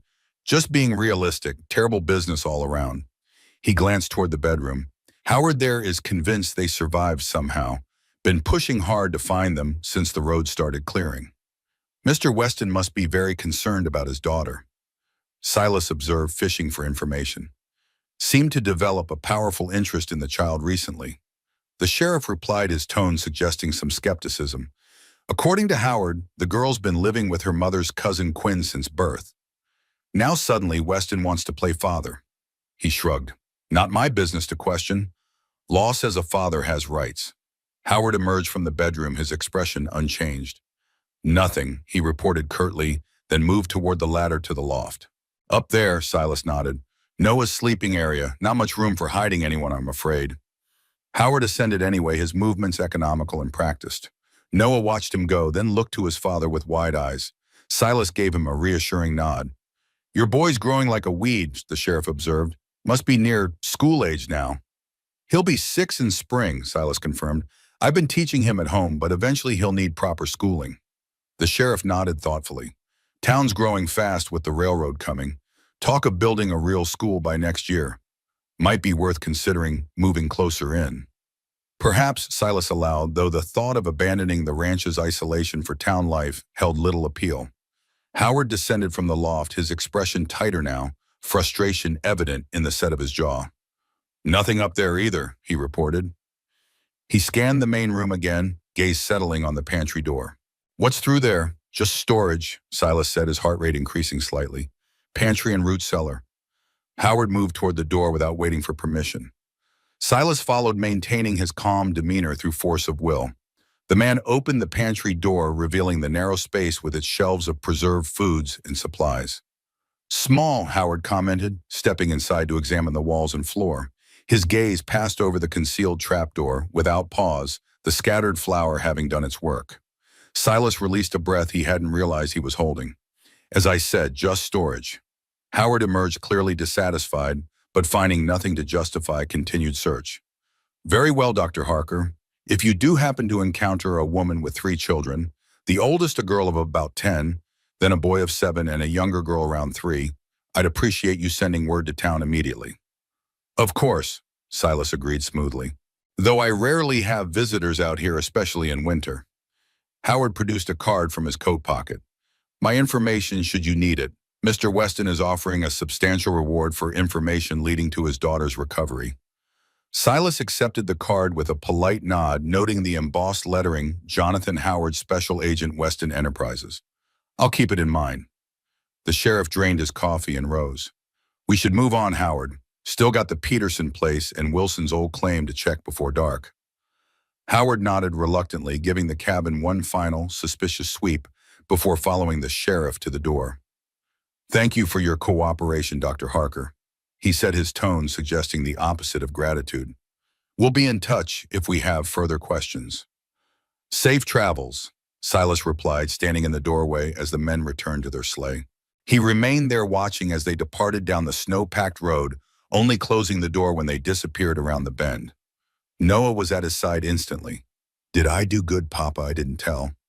Silas knelt, embracing his son tightly. You did perfectly. Thank you for being so brave. Can they come out now from the hiding place? Soon. Silas moved to the window, watching for any sign that their visitors might return. We need to be certain they're truly gone. He waited a full 15 minutes, using the time to consider what he'd learned. Howard was clearly no ordinary railroad employee, but a professional of some kind. His movements, his alertness, the concealed weapon, all suggested someone accustomed to manhunts. And the sheriff, while seemingly sympathetic, was nonetheless cooperating with Weston's search. Most concerning was the narrative Howard had presented Abigail as mentally unstable, the children as abducted, Rebecca as Weston's rightful daughter. It was a story designed to enlist public assistance and justify official intervention, a net being drawn tighter around the fugitive family. When he was finally satisfied that Howard and the sheriff were not returning, Silas moved to the pantry. Stand watch at the window, Noah, he instructed. If you see anyone coming, call to me immediately. Noah nodded, taking his position with the seriousness of a soldier assigned to sentry duty. Silas shifted the shelving and opened the trap door, revealing darkness below. Abigail, he called softly. It's safe now. They've gone. Movement sounded in the darkness. Then Abigail's face appeared pale in the dim light. Are you certain? Yes, they're well on their way to the next ranch by now. He extended a hand to help her up.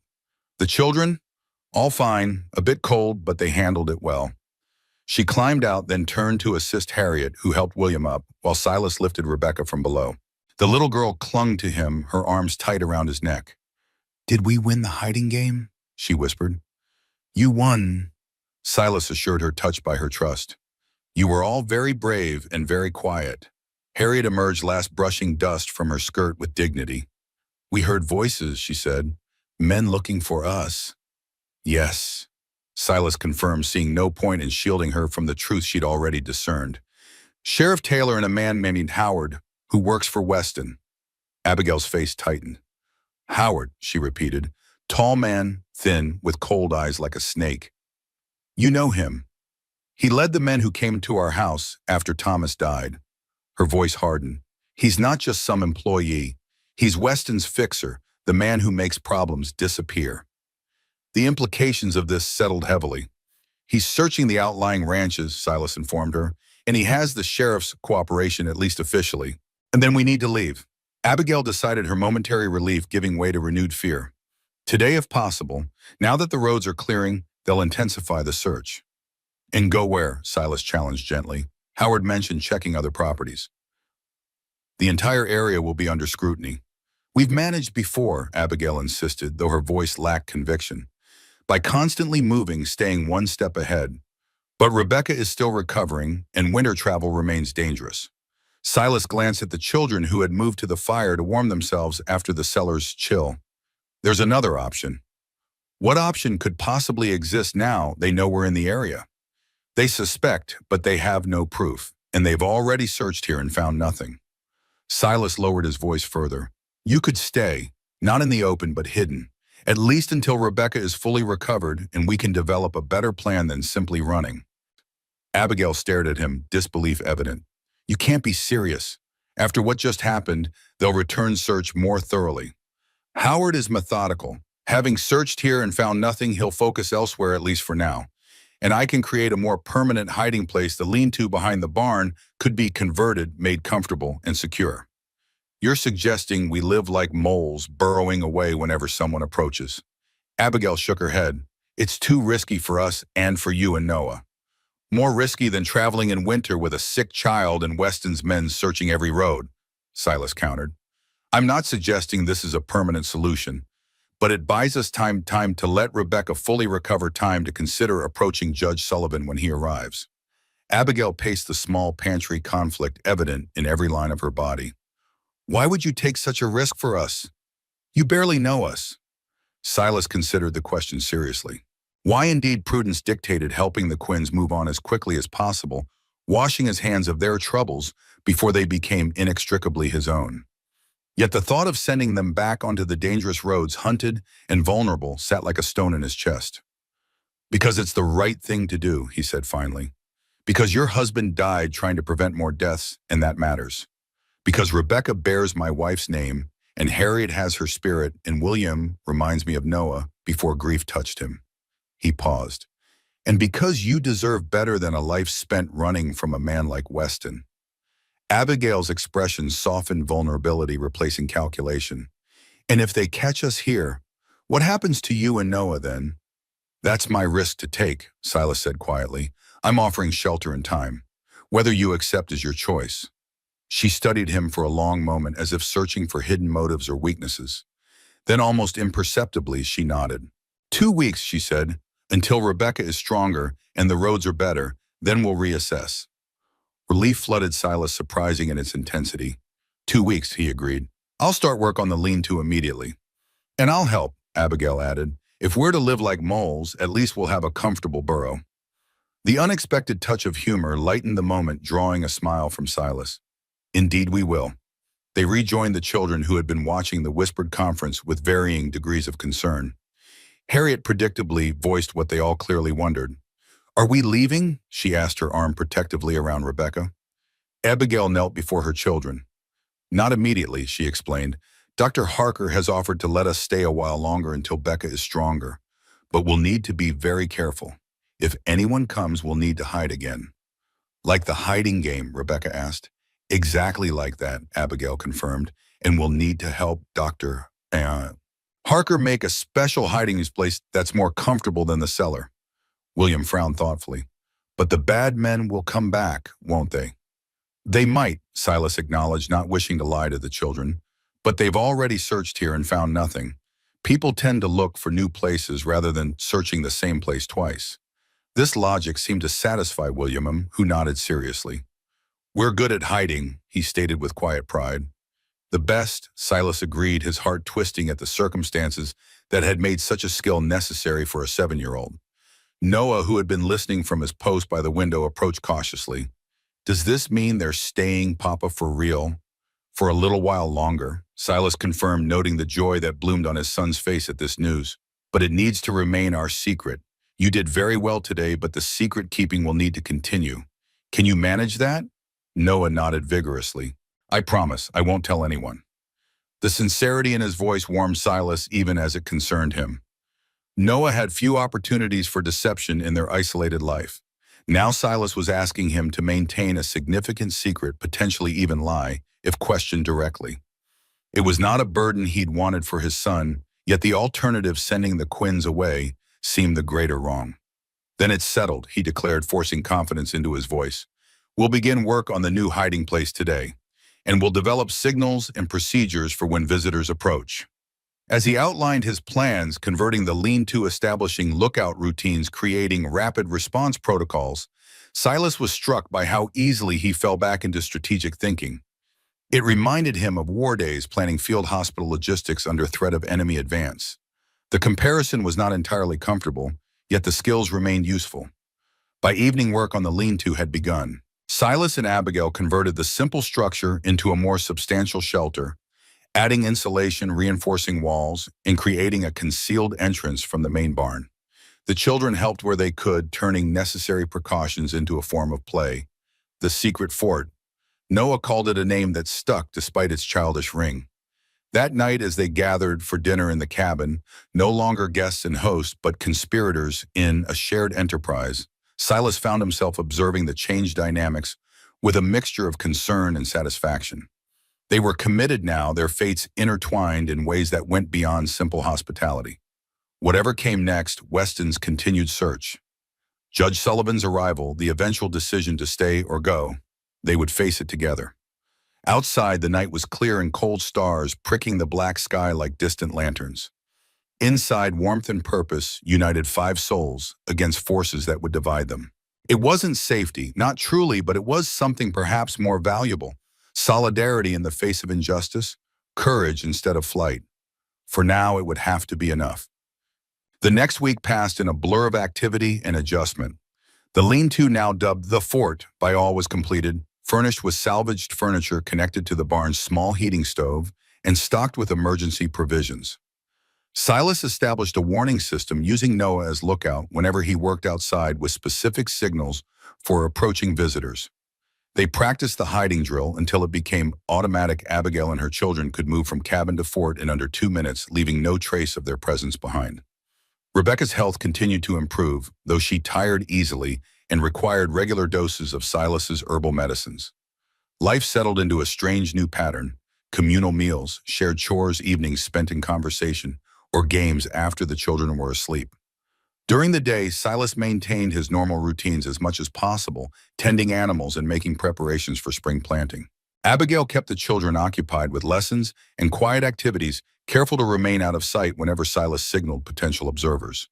They received no more visits from Sheriff Taylor or Howard, though twice riders passed on the distant road, prompting temporary retreats to the fort. Each time the alarm proved unnecessary, but the vigilance remained. On the 8th day after their decision to stay, Silas rode into town for supplies and information. The trip was necessary but risky. His extended absence from Eagle Creek might seem suspicious, yet continued isolation could draw unwanted attention as well. The best defense, he decided, was normalcy. Eagle Creek had changed in the brief time since his last visit. Construction had begun on railroad infrastructure. Survey stakes marked the future station site, Temporary housing for workers had sprung up at the town's edge, and Weston Company flags flew from several buildings. The mood was one of bustling anticipation, progress arriving on iron rails. Silas conducted his business efficiently, purchasing supplies at Dennison's checking mail at the post office, exchanging brief greetings with acquaintances. He kept his ears open, gathering snippets of information about Weston's operations and the continuing search for the unstable widow and her abducted children, as the story was now commonly related. At Wilson's livery, where he stopped to rest Buck before the journey home, he received his most useful intelligence. "Heard they're scaling back the search," Wilson informed him as they shared coffee in the warm stable office. "Howard's been recalled to the main camp. Word is Weston thinks the woman and kids perished in the storm." Silas maintained a neutral expression. "Seems likely given the timing." Wilson nodded. "Damn shame about those children, especially the little one, Weston's own flesh and blood, I hear." "So they say." Silas sipped his coffee. "How's Weston settling in otherwise, making friends in town?" Wilson snored. "Making investors more like. Half the businesses on Main Street have taken loans for improvements. New hotel going up where the old boarding house stood. Talk of a proper restaurant instead of just the saloon's back room." He shook his head. "Progress, they call it. Moving mighty fast for my taste. And the new judge still arriving next month. Sullivan, far as I know. The word is Weston's not too pleased about it. Seems the judge and he have some history from Denver days. Not friendly from what I gather." This confirmed Silas's hopes about Sullivan's independence from Weston's influence. "Interesting. Any word on when exactly he'll arrive?" Wilson shrugged. "First Circuit Court scheduled for April 15th. Figure he'll be here a week or so before to get settled." He eyed Silas curiously. "You got legal troubles I don't know about, Doc." "Not at all," Silas replied easily. "Just interested in town affairs. Been too isolated lately." Wilson accepted this with a nod. "Well, you picked an interesting time to take an interest. Place won't be the same 6 months from now, for better or worse." They parted on friendly terms, Silas mounting Buck for the return journey with much to consider. If Howard had indeed been recalled, it suggested a temporary reprieve, not safety, but a lessening of immediate danger. And Sullivan's impending arrival, coupled with his apparent independence from Weston, offered a potential avenue for justice that seemed increasingly viable. As he rode homeward through the melting snow, Silas found his thoughts turning not to strategies and contingencies, but to Abigail. In the week they'd spent as reluctant housemates, his admiration for her had deepened considerably. Her resilience, her fierce protection of her children, her quick intelligence all impressed him. But it was the quieter moments that lingered in his mind, her dry humor emerging when tensions eased, the gentleness in her hands, as she tended Rebecca, the way she sometimes gazed at the horizon with a mixture of longing and determination. She was, he had to admit, working her way under his skin in a manner he'd neither anticipated nor sought. It was an inconvenient development given the temporary nature of their arrangement and the complications of their situation. Yet he couldn't bring himself to regret it entirely. As the ranch came into view, Silas spotted Noah stationed at his lookout post, the hayloft window, which provided excellent visibility of approaching riders. The boy waved the all-clear signal they'd established, and Silas raised a hand in acknowledgement. By the time he reached the barn, Abigail had emerged from the fort, her expression anxious until she confirmed it was indeed Silas returning. "Any trouble in town?" she asked as he dismounted. "None," he assured her, leading Buck into the barn. "In fact, good news. Howard's been recalled. They're scaling back the search." Relief washed over her features. "They think we died in the storm." That's the current theory, according to Wilson. Silas began unsaddling Buck. "It's not permanent safety, but it buys us more time and freedom of movement." Abigail absorbed this, her practical nature already calculating advantages. "We could consider moving on then, if they're not actively searching." "We could," Silas agreed, keeping his tone neutral despite the unexpected pang her words caused. "Though there's still the matter of Judge Sullivan's arrival next month." Wilson confirmed he's still expected, and apparently he and Weston have some history, not friendly. "How much history?" Abigail pressed. "Enough that he'd risk crossing Weston on our behalf." "I don't know," Silas admitted, "but it's worth considering before you decide to leave." She studied him, her perceptive gaze catching what he hadn't said. "You want us to stay?" It wasn't a question, but Silas answered anyway. I think staying offers your best chance at justice rather than perpetual flight. But yes, I've grown accustomed to having you all here." He hesitated, then added quietly, "Noah would miss you terribly." "Only Noah?" she asked, the hint of a smile touching her lips. Silas felt uncharacteristically flustered. "I've grown accustomed to the company as well," he conceded, focusing intently on brushing Buck's coat. Abigail's smile widened slightly before she composed her features. "The children have flourished here," she acknowledged. "Even Harriet has relaxed somewhat, and Rebecca is stronger every day." She sighed. "But we can't hide forever, Silas. Eventually, decisions must be made." "I know." He turned to face her fully. "I'm not suggesting permanent secrecy, only that you consider all options before choosing your path." She nodded thoughtfully. "I'll consider it, but I won't risk your safety or Noah's indefinitely. You've done more than enough already." Before Silas could respond, Noah burst into the barn, his face alight with excitement.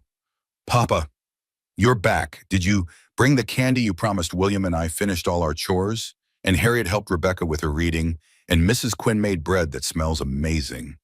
The rapid-fire update made both adults smile, tension dissipating in the face of childish enthusiasm. "Yes, I brought candy," Silas confirmed, producing a small paper bag from his pocket. "To be shared equally among all children, mind you." Noah nodded solemnly. "I'll make sure everyone gets a fair share." He accepted the bag with exaggerated care, then dashed out, presumably to deliver the treats to his waiting friends. "He's a good boy," Abigail observed. "You've raised him well, especially under difficult circumstances." "I've done my best," Silas said, "though I worry it's not enough, this isolation, the lack of other children proper schooling. He seems happy and well-adjusted to me, kind, thoughtful, eager to help others." She smiled. "Those qualities come from example, not schoolrooms." The compliment warmed Silas unexpectedly. "Thank you. That means a great deal, especially from someone who clearly excels at parenting herself." A shadow crossed Abigail's face. "I've made my share of mistakes, dragging 3 children across territories, living in constant fear, asking them to grow up too quickly." She shook her head. "Sometimes I wonder if I made the right choice, if Thomas would approve of what I've done in his name." "You protected your children," Silas said firmly. "And you're honoring your husband's principles by seeking justice rather than accepting a comfortable lie. I can't imagine he'd want anything different." Abigail blinked rapidly, emotion briefly overwhelming her usual composure. "I hope you're right," she whispered. Then gathering herself, "We should go in. The children will be waiting, and that bread does need to come out of the oven." They walked toward the cabin together, close but not touching, united by shared purpose, yet separated by the uncertainties of their situation. Ahead, smoke curled from the chimney into the clear sky, promising warmth and temporary safety. Behind them, the sun began its descent toward the western mountains, shadows lengthening across the melting snow. The day was ending, but decisions and their consequences still lay ahead, as inevitable as the coming night. For now, though, there was bread to be shared, children's laughter to be enjoyed, and a moment of peace to be savored before the next challenge arose. And for Silas, who had lived so long in the empty spaces between mere existence and true living, that moment seemed increasingly precious. Not just for Noah's sake, he admitted silently, watching Abigail precede him into the cabin. Not just for Noah at all. The promised 2 weeks stretched into 3, then 4, as winter reluctantly yielded to spring. Snow melted from the fields, revealing muddy earth pregnant with possibility. Birds returned from southern sojourns, filling the mornings with song. In the garden, the first green shoots pushed through dark soil, promises of renewal after the long cold. Within the ranch, another kind of renewal was underway. What had begun as temporary shelter had evolved into something more complex, more meaningful. The original boundary between hosts and guests blurred, then disappeared, entirely replaced by the unconscious rhythms of a household working in harmony. Rebecca had recovered wholly, her cough vanished, her energy restored to childish abundance. She shadowed Noah everywhere, absorbing his knowledge of ranch life with sponge-like enthusiasm. William emerged from his shell of caution, revealing a quick wit and gentle nature previously hidden beneath layers of fear. And Harriet, perhaps most surprisingly, flourished under Silas's medical tutelage, displaying an aptitude for healing that impressed even her mother. Abigail herself underwent a subtle transformation. The perpetual vigilance that had characterized her bearing gradually eased, though it never disappeared entirely. She laughed more easily, participated in evening games with the children, even sang occasionally a rich alto that filled the cabin with unexpected beauty. For Silas, these changes brought both joy and unease. Joy in the vibrance they had introduced to his carefully ordered existence, unease in his growing attachment to people whose presence remained temporary. Each passing day deepened connections that would eventually be severed, yet he couldn't bring himself to maintain the emotional distance prudence dictated, especially not with Abigail. They had fallen into a pattern of evening conversations after the children slept quiet, exchanges beside the dying fire where barriers gradually lowered. She spoke of her childhood in Pennsylvania, her training as a teacher, her courtship with Thomas. He shared stories of his medical studies, his war experiences, his early days with Rebecca. Small confidences that accumulated like river stones, building something neither had anticipated. It was during one such evening, nearly a month after the decision to stay, that Abigail broached the subject they'd been carefully avoiding. "Judge Sullivan arrives next week," she said, her gaze fixed on the flames. "We need to decide." Silas nodded, having received this news in town earlier that day. "He's establishing chambers in the new courthouse. First session begins Tuesday. And you still believe he might help us, despite Weston's influence?" "I believe it's possible," Silas replied carefully. "Wilson says his reputation for integrity is well established, and his history with Weston suggests he won't be easily intimidated or bought." Abigail absorbed this in silence, her profile thoughtful in the firelight. "Even if he's as honorable as you believe, the risks remain considerable. We'd need to reveal ourselves, expose the children to potential danger. And you, oh?" She turned to face him directly. "You'd be implicated in harboring us. There could be legal consequences." "I'm aware of the risks," Silas acknowledged, "but continuing to hide isn't a viable long-term solution, and running only delays the inevitable confrontation." "There's another option," Abigail said quietly. "One we haven't discussed." Silas waited, sensing the weight of her unspoken thoughts. "We could leave, not just Eagle Creek, but the territories entirely. Start over somewhere Weston has no influence, California perhaps, or even further, the East Coast, somewhere we could disappear completely." The suggestion landed like a stone in Silas's chest. "You'd abandon the evidence, the chance for justice for Thomas." "For my children's safety, yes." Her voice was steady but pained. "I've been considering it for some time. Justice matters, Silas, but my children matter more." Silas couldn't argue with her priorities yet. Something in him rebelled against the idea of surrender, not just for Thomas's memory, but for all those who had died in the bridge collapse, for those who might die in future accidents if Weston's negligence went unchallenged. "What of Rebecca?" he asked gently. "Would you tell her the truth someday about Weston being her biological father?" Abigail's expression hardened. Edwin Weston contributed to her creation, nothing more. Thomas was her father in every way that matters. "And yes, someday when she's old enough to understand, I'll tell her the whole story." She paused. "But I won't sacrifice her childhood to a fight that may be unwinnable." Silas understood her reasoning, respected it even. Yet he couldn't help feeling that something precious would be lost if they simply vanished. Not just the chance for justice, but the connections formed, here the tentative roots beginning to take hold. "What of Noah?" he asked, giving voice to a selfish thought. "He'll be devastated when you leave." Abigail's composure cracked slightly. "I know," she whispered. "The children have grown so close. And Noah—" She trailed off, unable or unwilling to complete the thought. They sat in silence, the fire's light playing across their features, shadows dancing on the walls like the uncertain future before them. "There's a third option," Silas said finally. "One we've circled but never stated directly." Abigail looked up, her expression carefully neutral. "Which is?" "Stay, not hiding, not running. Stay openly, legally, here in Eagle Creek." He took a deep breath. "As my wife." The words hung between them, changing everything. Abigail's eyes widened, surprise giving way to wariness. "A marriage of convenience," Silas clarified, though the description felt inadequate, dishonest even. "It would give you legal protection, make Rebecca and the others my legal children. Weston would have a much harder time pressing his claim against an established family with roots in the community." "You can't be serious," Abigail said, though her tone suggested she knew he was. entirely serious. Now that he'd voiced the idea, Silas found conviction growing. It makes practical sense. The children need stability education. You need security. I have a homeland, a respectable position in the community. And what would you gain from this arrangement? Abigail challenged, her gaze piercing.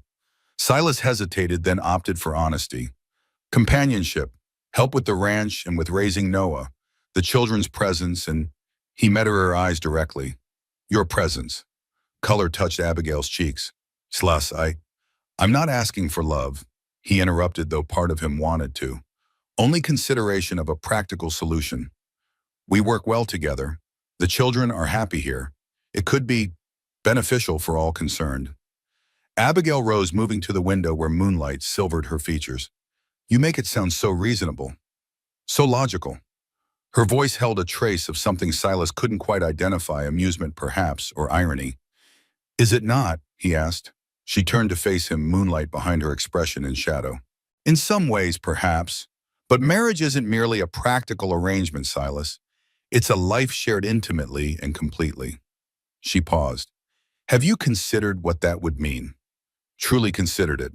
Silas had in fact considered it extensively, more than he cared to admit. I have, he said simply. Abigail studied him as if seeing him anew. You surprise me, Dr. Harker. I wouldn't have taken you for an impulsive man. There's nothing impulsive about it, Silas countered. I've been considering this possibility for weeks. This admission clearly startled her. Weeks, and you're only mentioning it now. It seemed presumptuous and unnecessary until the matter of Judge Sullivan's arrival forced a decision. Abigail shook her head slowly, a hint of a smile touching her lips. You are an unusual man. So you've mentioned before. I'll need time, she said finally, to think, to consider all implications. This isn't a decision to be made lightly. Of course, Silas agreed, relieved she hadn't rejected the idea outright. Take whatever time you need. She nodded, then moved toward the bedroom she shared with her daughters. At the door, she paused. Good night, Silas. Good night, Abigail. After she'd gone, Silas remained by the fire, watching embers slowly fade to ash. He'd done it, voiced the idea that had been growing in his mind for weeks. Not as he'd planned, perhaps not with the careful phrasing he'd rehearsed in private moments, but it was done. The possibility now existed between them, neither accepted nor rejected, but acknowledged. Outside, an owl called into the night, its lonely voice carrying across the silent ranch. Inside, Silas sat alone with his thoughts, wondering if he'd just made the most sensible decision of his life or the most foolish. Morning arrived with no resolution, but no awkwardness either. Abigail greeted Silas with her usual composure, neither referencing their conversation nor avoiding his gaze. The children, oblivious to the undercurrents between the adults, continued their normal routines: chores, lessons, play. Silas tried to focus on practical matters: spring planting, preparations, equipment repairs, the upcoming trip to town for supplies. Yet his mind continually returned to Abigail, to the proposition that hung unresolved between them. Had he overstepped, misread the situation entirely? The rational part of him acknowledged that they barely knew each other. A month of shared living hardly formed a basis for lifetime commitment. Yet another part, deeper and less rational, insisted that some connections transcended conventional timeframes. That sometimes recognition occurred in an instant, while understanding took a lifetime. Rebecca had been his wife for 3 years before her death, yet he sometimes felt he'd barely known her. With Abigail, despite the brevity of their acquaintance, he sensed a different kind of connection. One built on shared struggles, mutual respect, complementary strengths. But perhaps he was simply justifying his own loneliness, his desire for the family he glimpsed in these temporary arrangements. Mid-morning found him splitting logs behind the barn, working off excess energy with physical labor. The rhythmic swing of the axe, the satisfying crack as wood yielded to steel, the stack of split logs growing beside him, all provided a temporary respite from circular thoughts. He was so absorbed in the task that he didn't notice Harriet's approach until she spoke. You're angry at the wood, she observed, standing a safe distance from his swinging axe. Silas paused, breathing heavily. Not angry, just focused. Harriet's expression suggested skepticism. You and Ma had a fight, she stated rather than asked. Silas set down the axe carefully. What makes you think that? You're both acting strange. Ma keeps staring out windows. You're murdering perfectly innocent logs. She crossed her arms. Adults think children don't notice things, but we do. Despite his preoccupation, Silas smiled at her astute observation. Your mother and I had a discussion, not a fight, about the future. Harriet nodded as if this confirmed her suspicions. About whether we're staying or going. Among other things, yes. Silas studied the girl, struck again by her maturity. How would you feel about staying, permanently, I mean? Harriet considered this with characteristic seriousness. Here at the ranch. Yes, becoming a real family, not just temporary guests. Understanding dawned in her eyes. You asked Ma to marry you. Silas blinked, startled by her directness. I suggested it as a possibility. Yes. That's why she's staring at windows. Harriet nodded to herself. She does that when she's thinking hard about something. Does she? This small insight into Abigail's habits felt oddly precious. Harriet studied him with disconcerting intensity. Do you love her? The question, delivered with a child's bluntness, caught Silas off guard. That's complicated, he hedged. No, it isn't, Harriet countered. Either you do or you don't. Silas considered how to respond appropriately to a 10-year-old's interrogation about matters he himself found complex. I care for your mother deeply, he said finally. I respect her. I admire her courage and her devotion to you and your siblings. Whether that constitutes love. He shrugged slightly. Harriet absorbed this with a thoughtful frown. Pa loved Ma, she said, really loved her. He used to look at her like she was the most amazing thing he'd ever seen, even when she was just cooking or sewing or reading to us. Her voice softened with memory. That's how you know, I think, when just watching someone be ordinary makes you happy. The insight, so simple yet profound, struck Silas deeply. By that measure, did he love Abigail? The answer came with surprising clarity. Yes, her ordinary moments, writing in her journal by lamplight, kneading bread with flour-dusted hands, mending a tear in William's shirt, these quiet, mundane activities brought him a contentment he'd almost forgotten was possible. That's very wise, Harriet, he said softly. She shrugged, uncomfortable with the praise. It's just something I noticed. She kicked at a wood chip with her toe. I wouldn't mind staying, she added almost casually. If Ma decides that's what's best. Before Silas could respond, Noah's voice called from the direction of the house. Papa Ryder's coming. The peaceful moment shattered. Silas grabbed Harriet's shoulder. Get to the fort, he instructed. Now, tell your mother at least 2 riders approaching. Harriet nodded, immediately shifting from philosophical child to practiced fugitive. She turned and ran toward the cabin, her small figure moving with purpose rather than panic. Silas strode toward the front of the property, calculating timing and possibilities. They'd had no visitors since the sheriff's visit weeks ago, and the reduced search had lulled them into a sense of relative security. Now that security was threatened, Noah met him halfway, breathless from running. 2 men, Papa, on the main road. Good job, son, Silas praised him. Are they heading directly here or just passing by? Here, I think. They turned at our marker post. This was concerning.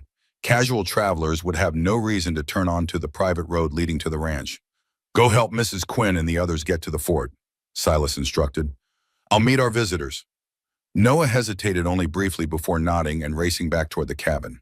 Silas continued to the front gate, positioning himself where he could observe the approaching riders, while appearing to be simply working on the fence, a task that conveniently kept his shotgun within reach. As the riders drew closer, tension in Silas's shoulders eased slightly. One was Sheriff Taylor, recognizable by his bulk and bearskin coat. The other, to Silas's surprise, was Reverend Fleming from the Eagle Creek Lodge, a thin, scholarly man Silas knew only slightly from occasional services and town functions. Not Howard, then, not Weston's men. The relief was significant, though Silas maintained caution. The sheriff's presence still warranted concern. Morning, Dr. Harker, Sheriff Taylor called as they approached. Fine spring day, isn't it? Sheriff, Reverend. Silas nodded to both men. What brings you all the way out here? The riders drew their horses to a stop, the sheriff dismounting with a grunt while the Reverend remained seated. Community business, Taylor replied, hitching his thumbs in his belt. Reverend's making rounds to the outlying properties, thought I'd accompany him since I had matters to discuss with you anyway. Silas nodded, maintaining a neutral expression. I see. Well, you're welcome to water your horses. Would you care for coffee? Obliged, the sheriff accepted. The Reverend finally dismounted, moving with the careful precision of someone unaccustomed to horseback. Dr. Harker, he greeted in his soft, scholarly voice. It's been some time since we've seen you in town. I trust you and young Noah are well on. We are, thank you, Silas confirmed, leading the way toward the cabin. He hoped Abigail and the children had reached the fort in time. The unexpected nature of this visit had given them less warning than usual. The cabin, when they entered, showed no signs of hasty departure. Everything was in its place, fires burning steadily, Noah's book open on the table as if momentarily abandoned. Noah himself sat by the fire, looking up with carefully rehearsed surprise at their visitors.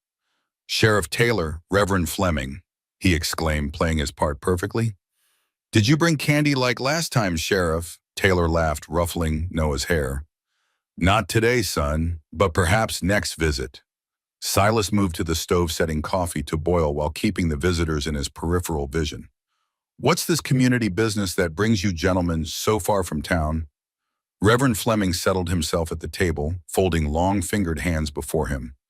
"Two matters, actually.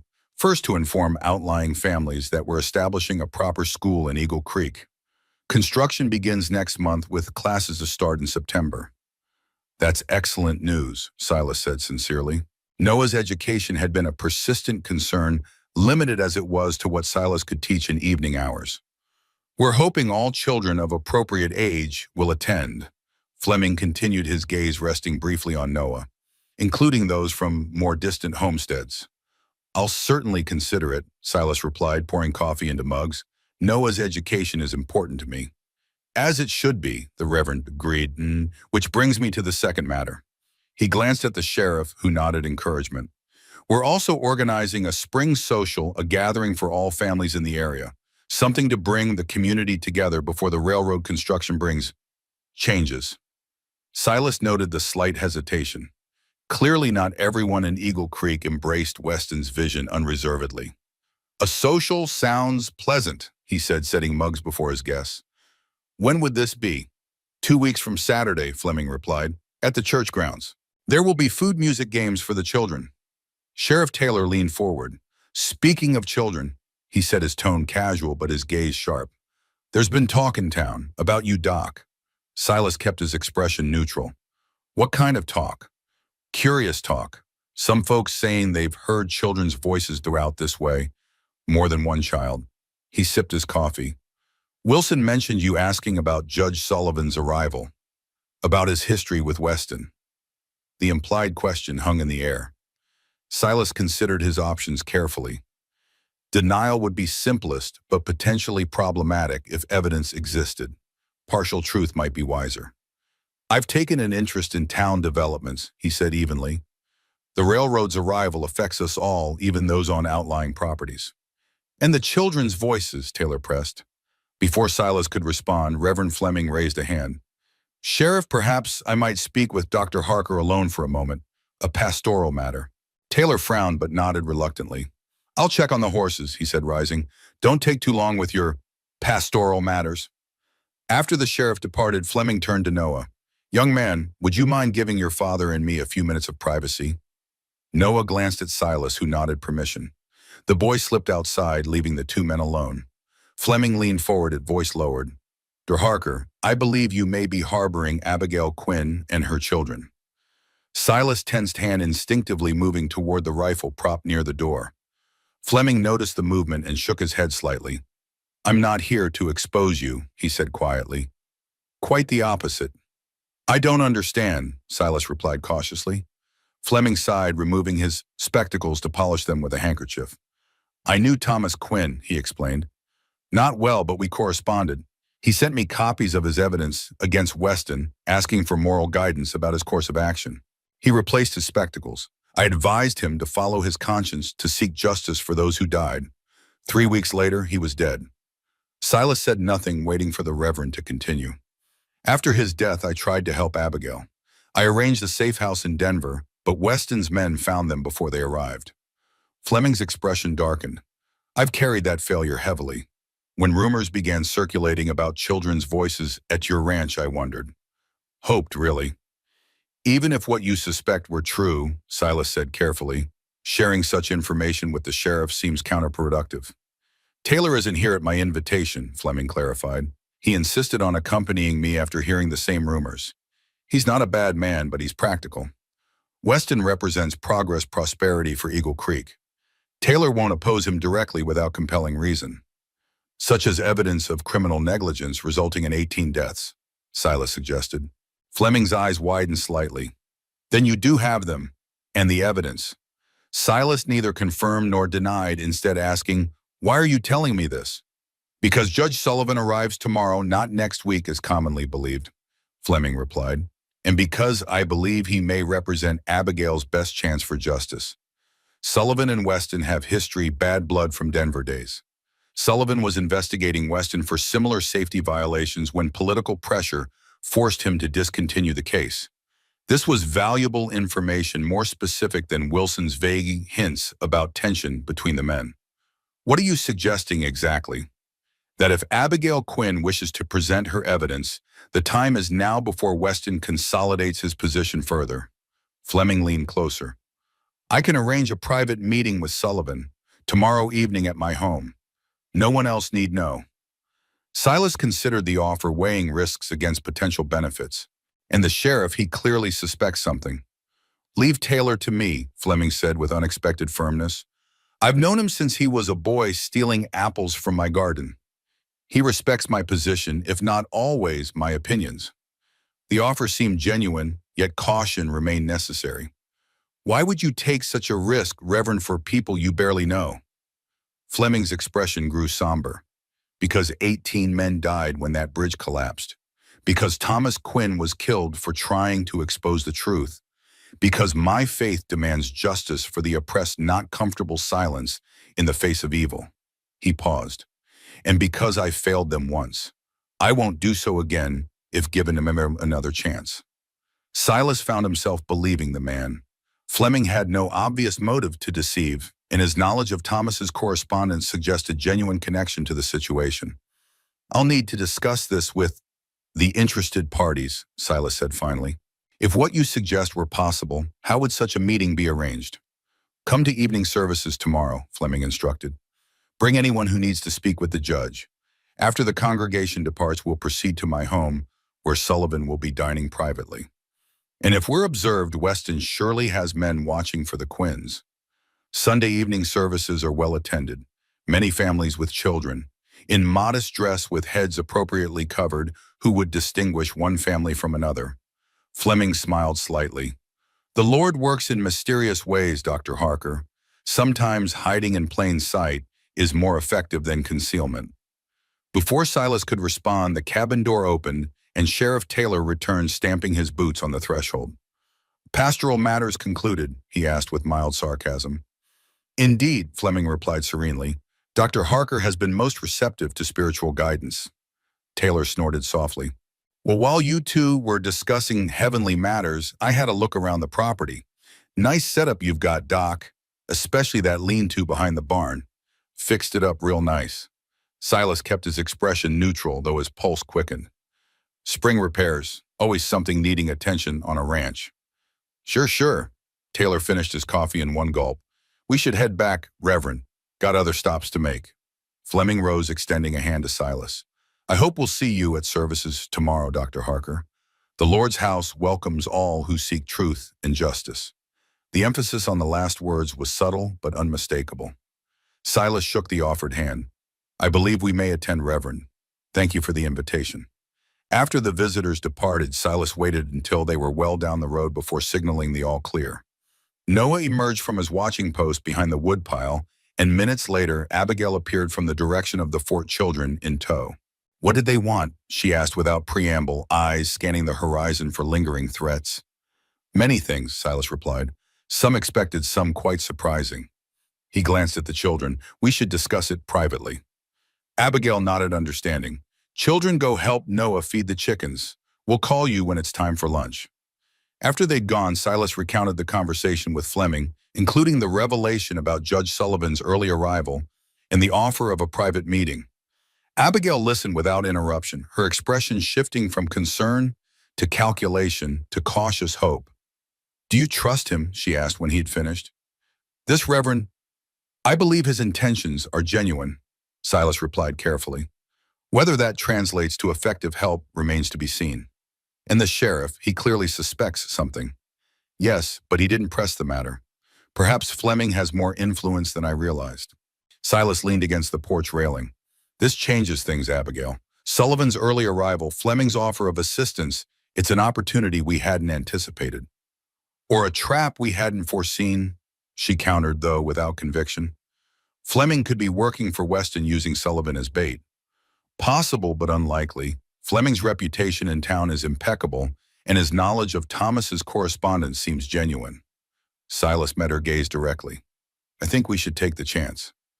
Abigail paced the small porch, conflict evident in every line of her body. If we're wrong, we risk everything. The children, their safety, your safety. And if we're right, we end this. No more hiding, no more running. Justice for Thomas and those 18 men. Security for you and the children. He paused. Freedom to choose your future, whatever that might be. She caught the nuance in his final words, her eyes finding his. You're referring to your proposal. Among other possibilities, yes. Abigail's pacing stopped. She stood still, framed against the spring landscape, her decision forming visibly behind her eyes. Very well, she said finally. We'll meet with Sullivan, but I want conditions, safeguards for the children if things go wrong. Name them. The children stay here during the meeting. Only you and I go. Her voice was firm, brooking no argument. If we don't return by morning, Harriet knows to take William and Rebecca to the trapper's cabin you showed her. From there, they can reach the stagecoach road. Silas nodded, understanding her priorities. Agreed, though I still believe Fleming's intentions are genuine. Perhaps, but I've survived this long by planning for the worst while hoping for the best. She attempted a smile that didn't quite reach her eyes, a habit I'm not yet ready to abandon.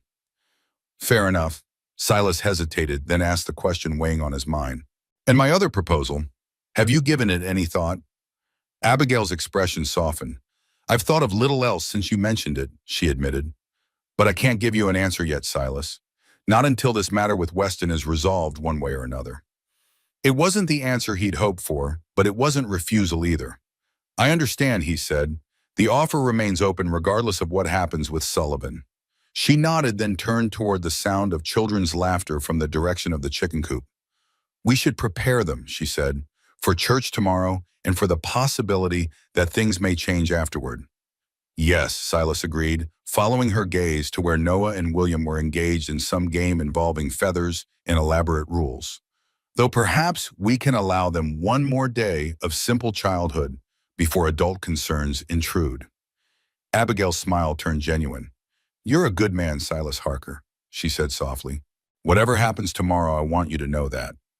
Before he could respond, she moved down the steps toward the children, calling them for lunch. Silas remained on the porch a moment longer, watching her go, feeling the weight of tomorrow's possibilities settle around his shoulders like a familiar burden. Whatever happened with Sullivan, with Weston, with Abigail's decision regarding his proposal tomorrow, would mark an ending of sorts.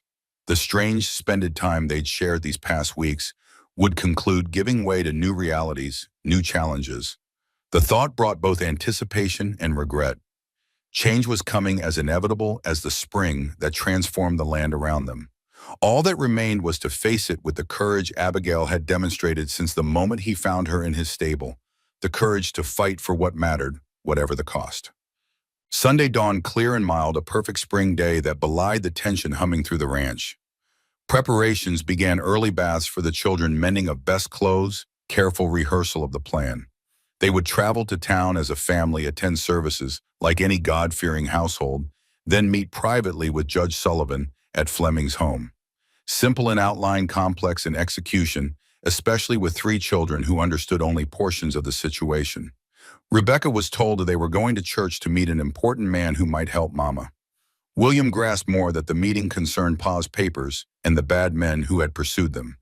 Harriet, as always, understood most clearly, including the contingency plans if things went wrong. Silas spent the morning checking and rechecking the wagon, ensuring everything was in order for the journey.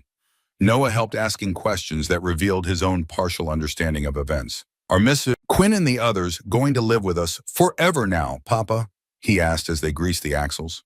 Silas paused, wondering how to answer truthfully without promising what he couldn't guarantee. That depends on many things, son, including what happens today. Noah considered this with childish solemnity. I hope they stay, he said finally. William's my best friend now, and I like having sisters too, even if Harriet is bossy sometimes. She's protective, Silas corrected gently. It's her way of showing love. Like when you make me eat vegetables, even though they taste terrible, Noah asked innocently. Silas laughed, tension briefly breaking. Exactly like that. By early afternoon they were ready. Abigail had transformed herself with subtle adjustments, hair arranged differently, a borrowed shawl from Rebecca's things posture, and bearing slightly altered. The children too were changed in small ways. Different hairstyles, borrowed clothes, careful coaching on how to behave in public after months in hiding. As they prepared to depart, Abigail pulled Harriet aside for a private conversation. Though Silas couldn't hear the words, he recognized the gravity in both their expressions, a mother preparing her child for the possibility that she might not return. The sight twisted something in Silas's chest. He'd seen such farewell scenes during the war, women sending husbands and sons to battle with brave faces concealing broken hearts. That Abigail faced similar fears now for a battle fought in courtrooms rather than battlefields seemed a cruel extension of the suffering she'd already endured. When they finally departed, the mood in the wagon was subdued. Silas drove Abigail beside him with Rebecca in her lap. Noah, William, and Harriet sat in the back, unusually quiet despite the novelty of the journey. Even the horses seemed to sense the gravity of the occasion, pulling steadily without their usual playful attempts to veer toward interesting roadside distractions. Eagle Creek appeared on the horizon after an hour's travel, much changed even in the weeks since Silas's last visit. New construction dominated the landscape, the railroad depot taking shape at the eastern edge of town, temporary housing for workers sprawling beyond the new courthouse, standing proud at the intersection of Main and Willow Streets.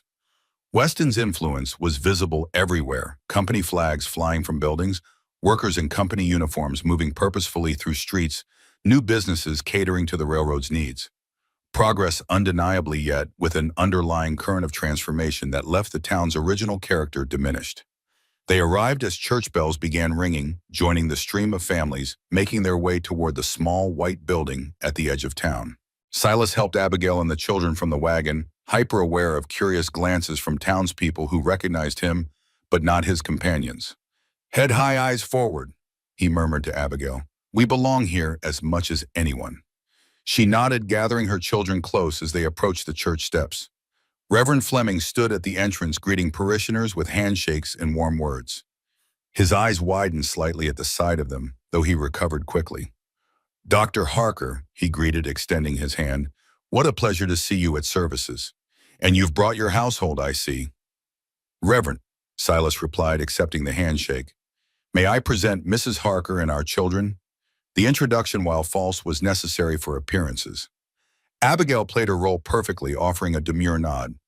Reverend Fleming, my husband speaks highly of you. Fleming's eyes conveyed understanding, while his expression remained pleasant. Welcome to our humble church, Mrs. Harker. Children, please take seats wherever you're comfortable. They entered the church, finding a pew near the back where they could observe the congregation while remaining somewhat inconspicuous. The building filled quickly, the atmosphere, one of community and shared purpose. Hymns were sung, prayers offered, scripture read. Through it all, Silas remained vigilantly aware of their surroundings, noting who entered, who glanced their way, who whispered to neighbors at the sight of the Harker family in attendance. There were curious looks, but no obvious recognition or alarm. Sheriff Taylor arrived late, slipping into a seat near the front, his bulk unmistakable even from behind. Silas watched him carefully, but the man showed no particular interest in their presence. Fleming's sermon touched on themes of justice and mercy, forgiveness and accountability, words that seemed specifically chosen for their situation, though subtle enough that only those aware of the context would recognize the references. As the service concluded, Silas felt tension building again, knowing the crucial meeting was now imminent. Congregants began filing out, stopping to chat in small groups, creating the usual post-service social atmosphere. Fleming moved among them, offering words to each family, gradually working his way toward where Silas and Abigail waited with the children. Lovely service, Reverend, Abigail commented when he reached them. Thank you, Mrs. Harker, Fleming replied with a warm smile. I wonder if you and your husband might stay a moment. I have a matter to discuss regarding the children's religious education. The coded message was clear. Silas nodded. Of course, Reverend. They waited as the church emptied, making small talk with remaining parishioners, establishing their presence as unremarkable. Finally, only Fleming remained, carefully closing the church doors after the last congregant departed. Judge Sullivan is at my home, he said without preamble. No one observed his arrival. He came by the back road ostensibly to discuss church business privately before tomorrow's court session. How do we proceed? Silas asked, one arm protectively around Noah's shoulders. My house adjoins the church through the garden. We can go directly, avoiding the street entirely. Fleming knelt to address the children. Would you young people like to see my apple trees? They're just beginning to blossom. This natural transition eased the children's tension, and they followed eagerly as Fleming led them through a side door into a walled garden behind the church. A neat path wound through early spring plantings toward a modest house partially hidden by mature trees. They entered through the kitchen door, where a housekeeper greeted them with nervous deference before withdrawing. Fleming led them to his study, a book-lined room where a tall man stood warming his hands before the fire. Judge Sullivan, Fleming announced, may I present Dr. Silas Harker and Mrs. Abigail Quinn. Sullivan turned, revealing a lean face with piercing gray eyes beneath thick brows. His bearing suggested military background, while his expression conveyed immediate sharp assessment. Mrs. Quinn, he said, stepping forward to bow slightly, I've heard much about you. Please be seated. Abigail remained standing, her posture rigid with tension. What exactly have you heard, Your Honor? Sullivan's mouth quirked in what might have been appreciation for her directness. That you possess evidence implicating Edwin Weston in criminal negligence resulting in 18 deaths. That your husband was killed for attempting to expose this evidence. That Weston has pursued you across 3 territories to silence you and reclaim his biological daughter. His blunt summation momentarily stunned them all. Abigail recovered first. If you know all this, you understand the risk we've taken in coming here. I do, Sullivan gestured again to the chairs, which is why I suggest we proceed efficiently. Your evidence, Mrs. Quinn. William stepped forward, clutching his ever-present satchel. I have Pa's papers, he said, voice small but determined. I kept them safe like he asked. Sullivan's expression softened as he addressed the boy. You've done well, son. May I see them now? William looked to his mother for permission. At her nod, he opened the satchel, removing a packet wrapped in oilcloth. Pa said they proved the bad men cut corners. That's why the bridge fell down. Sullivan accepted the packet with appropriate gravity. I'll examine them carefully, I promise.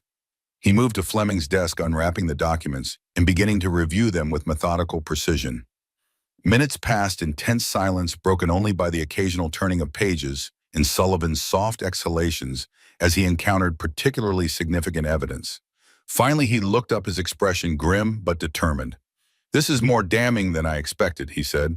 Falsified inspection reports, substitution of substandard materials, explicit orders from Weston himself to ignore safety protocols. He tapped a specific document. And here evidence that Weston was warned about potential structural failures weeks before the collapse, yet ordered work to continue without remediation. Thomas documented everything, Abigail said quietly. He believed in systems and processes, in accountability. A methodical man, Sullivan observed. These records would be admissible in court. Combined with witness testimony from survivors and families of victims, they present a compelling case for criminal charges. Hope flickered in Abigail's eyes. You believe me, then, you'll help us. I believe the evidence, Sullivan clarified. As for help, yes, but with caveats. Weston is powerful connected. Even with these documents proceeding against him requires careful strategy. What do you propose? Silas asked. Sullivan refolded the documents, handing them back to William with a nod of respect.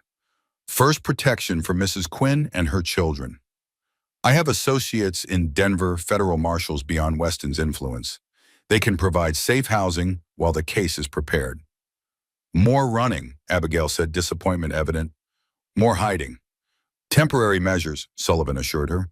Once formal charges are filed, Weston's ability to pursue you legally will be severely restricted, and his inclination to pursue you extrajudicially will be tempered by increased scrutiny.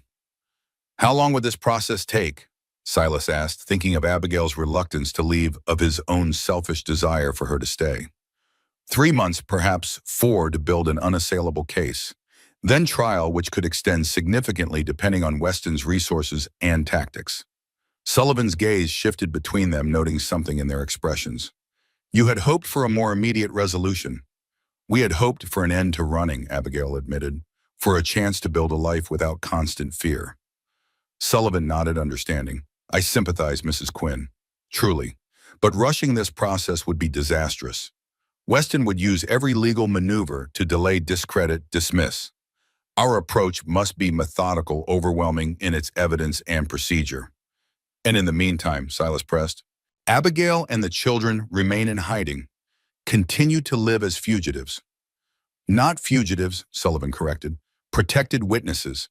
There's a significant legal distinction, one that affords certain rights and protections. Fleming, who had remained silent during the exchange, finally spoke. Judge, might there be an alternative, one that provides both legal protection and stability for the Quinn family? Sullivan raised an eyebrow, inviting elaboration. Mrs. Quinn could marry, Fleming suggested, establish a new legal identity, one Weston would find more difficult to challenge. As a respectably married woman with an upstanding husband, her custody of the children, including Rebecca, would be considerably strengthened. Silas and Abigail exchanged startled glances. Fleming had independently arrived at the very solution Silas had proposed days earlier. An interesting suggestion, Sullivan mused.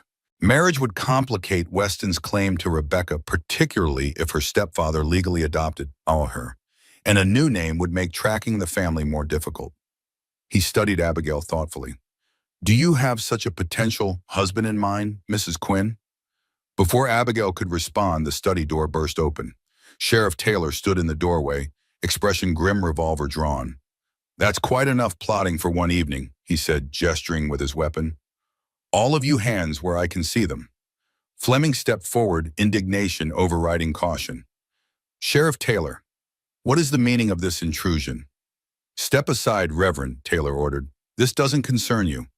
It absolutely concerns me. This is my home and these are my guests. These are fugitives, Taylor corrected, wanted for questioning in connection with a criminal investigation. And you, he jabbed his revolver toward Sullivan, are interfering with that investigation. Sullivan remained remarkably calm. I'm a federal judge sheriff. Your authority does not supersede mine, particularly in matters of criminal conspiracy crossing territorial boundaries. Maybe not, Taylor acknowledged, but I'd wager even federal judges aren't bulletproof. His gaze shifted to Abigail. Mrs. Quinn, Mr. Weston would like a word with you and his daughter, immediately. Silas moved slightly, positioning himself between Abigail and the sheriff. Weston has no legal claim to Rebecca, and Abigail has committed no crime. That's for the courts to decide, Taylor replied. Now all of you outside. Weston's waiting at the hotel. The situation had deteriorated with shocking speed. Silas glanced at the children, noting their fear with mounting anger. Noah and William stood frozen with wide eyes while Harriet had pulled Rebecca protectively behind her. The children stay with Reverend Fleming, Silas said firmly. Whatever Weston wants to discuss, they need not be present. Taylor hesitated, clearly weighing options. Fine, the brats can stay, but you, Mrs. Quinn, and the judge are coming with me, now. Fleming moved to the children, gathering them with protective arms. I'll watch over them, he promised. No harm will come to them here. Abigail knelt quickly before her children, whispering fierce instructions, and love to each before allowing Taylor to usher her toward the door. Silas and Sullivan followed, exchanging grim glances that communicated shared resolve. Outside, dusk had fallen, casting long shadows across Fleming's garden. 3 men waited beyond the gate, hired guns by their appearance tough and expressionless. Taylor directed them toward the hotel with curt gestures, keeping his revolver trained on Sullivan. How did you know? Silas asked as they walked, hoping to gather information that might prove useful. Been watching the Reverend's place since your suspicious visit yesterday, Taylor replied. Saw Sullivan arrive by the back road, then you lot sneaking in through the garden. Didn't take much figuring to guess what was happening. And Weston, how long has he known Abigail was here? Since this morning, one of his men recognized Mrs. Quinn at church despite her pitiful disguise. Taylor snorted. Amateur theatrics might have fooled townsfolk, but Weston employs professionals. They reached the hotel, a new two-story structure emblazoned with the Weston Company logo. Taylor ushered them inside and up the stairs to a suite of rooms on the second floor. He knocked once, then opened the door without waiting for response. Edwin Weston sat behind a desk that dominated the room, elegantly attired despite the late hour. His silver hair caught the lamplight, and his expression as they entered suggested satisfaction rather than surprise. "Mrs. Quinn," he greeted, rising with practiced courtesy. "How kind of you to accept my invitation." "Kidnapping at gunpoint hardly constitutes an invitation," Abigail replied, her voice steady despite her evident fear. Weston smiled thinly. "A regrettable necessity given your persistent evasion of more conventional approaches." His gaze shifted to Silas and Sullivan. "Dr. Harker, Judge Sullivan, this is an unexpected reunion." Sullivan stepped forward, his bearing authoritative despite being unarmed and ostensibly captive. "Weston, I've reviewed evidence implicating you in criminal negligence resulting in 18 deaths. Compelling evidence that will withstand the most rigorous legal scrutiny." "Have you indeed?" Weston seemed unperturbed. "And where is this evidence now?" "In safekeeping," Sullivan replied, "with instructions for its delivery to appropriate authorities should anything happen to us." It was a bluff. Silas knew the documents remained with William at Fleming's house, but Sullivan delivered it convincingly. Weston's expression suggested he was assessing the claim's credibility rather than dismissing it outright. "Always the careful prosecutor," Weston observed, "though your caution didn't serve you particularly well in Denver, as I recall." "Political interference served you well in Denver," Sullivan countered. "That advantage won't extend to this case." Weston waved a dismissive hand. "We could debate legal strategies indefinitely, Judge, but that's not why I arranged this meeting." He turned to Abigail. "I have a proposition for you, Mrs. Quinn, one that resolves our unfortunate situation to everyone's benefit." "I can't imagine any proposition from you that I would find acceptable," Abigail replied coldly. "Perhaps not, but you'll hear it nonetheless." Weston leaned forward. "I am prepared to offer you a considerable sum, $50,000, in exchange for two things: my daughter Rebecca's return to my custody and the surrender of all documents pertaining to the Nebraska Bridge incident." The amount was staggering enough to establish a comfortable life anywhere in the country. Silas saw momentary calculation in Abigail's eyes before resolution hardened her features. "Rebecca is not for sale," she stated flatly, "and neither is justice for 18 dead men." Weston's expression cooled. "You misunderstand, Mrs. Quinn. This isn't a negotiation. It's a courtesy and opportunity to profit from an inevitable outcome. Rebecca is my daughter by blood and law. The courts will return her to me eventually, regardless of your wishes." "After you murdered her father," Abigail challenged, "Thomas raised her from infancy while you showed no interest whatsoever until you discovered he had evidence against you." "Thomas Quinn was not her father," Weston corrected sharply, "and his unfortunate accident, while regrettable, has no bearing on my parental rights." "Accident!" Abigail's voice rose with indignation. "You had him killed just as you're threatening us now." Weston sighed, a theatrical display of patience tested. "No one is threatening you, Mrs. Quinn. I'm offering a generous settlement to avoid protracted public legal proceedings that would benefit no one, least of all the children." Silas stepped forward. "There's another solution," he said quietly. "One that serves the children's interests while addressing legitimate concerns on both sides." All eyes turned to him. Weston gestured permission to continue, curiosity evident beneath his controlled exterior. "Abigail and I are to be married," Silas declared, the half-truth delivered with absolute conviction. "The children, all three, will be legally adopted as mine. Rebecca will have a stable home, two parent siblings who love her. You, Mr. Weston, will have visitation rights appropriate to your relationship and Rebecca's wishes." The proposal created momentary silence. Abigail's eyes widened slightly, though she quickly masked her surprise. "As for the documents," Silas continued, "they would be placed in trust with Judge Sullivan to be sealed for a period of years, provided certain conditions are met, including financial restitution to families of those killed in the bridge collapse and implementation of enhanced safety protocols for all Weston Railroad construction projects." Sullivan caught the thread immediately. "An interesting proposal," he mused. "Legal, ethical, and potentially satisfactory to all parties." Weston's expression suggested he found it anything but satisfactory.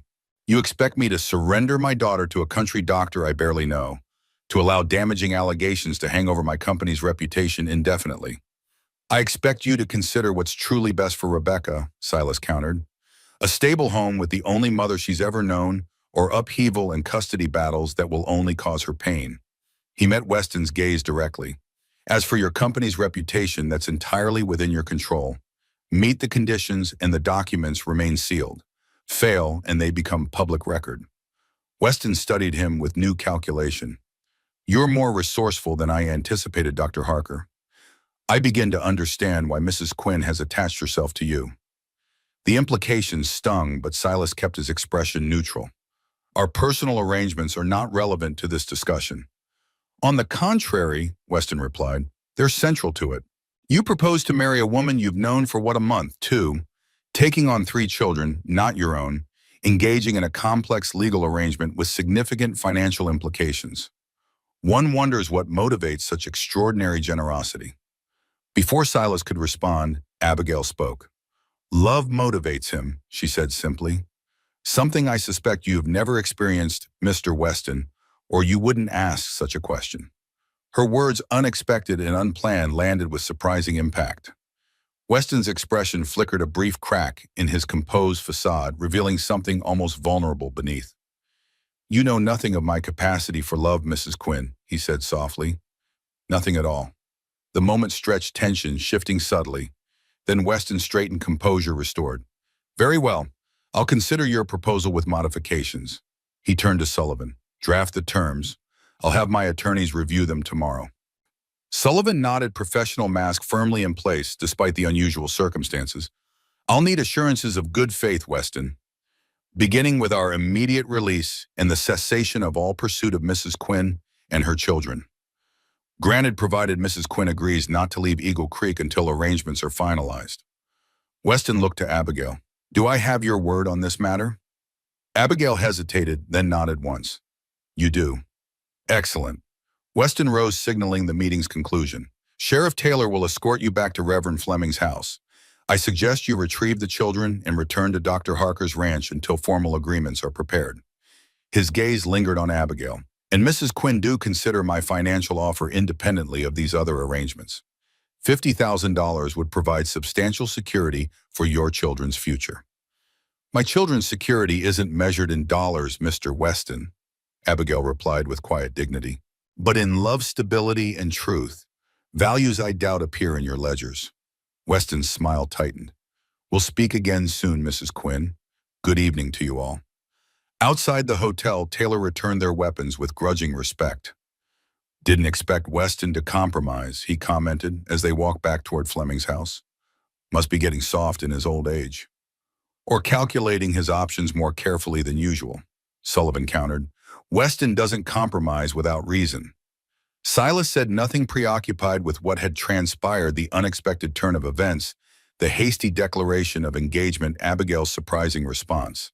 They had achieved a temporary reprieve, perhaps even the beginnings of a permanent resolution, yet uncertainty lingered beneath the apparent progress. At Fleming's house, they found the children safe but anxious, Harriet maintaining a brave face while William and Noah huddled together on the sofa. Rebecca had fallen asleep in Fleming's arms, exhausted by the day's events. Reunions were emotional but brief. Sullivan departed with promises to draft agreements immediately, while Fleming offered prayers and encouragement. Sheriff Taylor, somewhat subdued after witnessing the children's obvious attachment to Abigail, promised safe passage back to the ranch.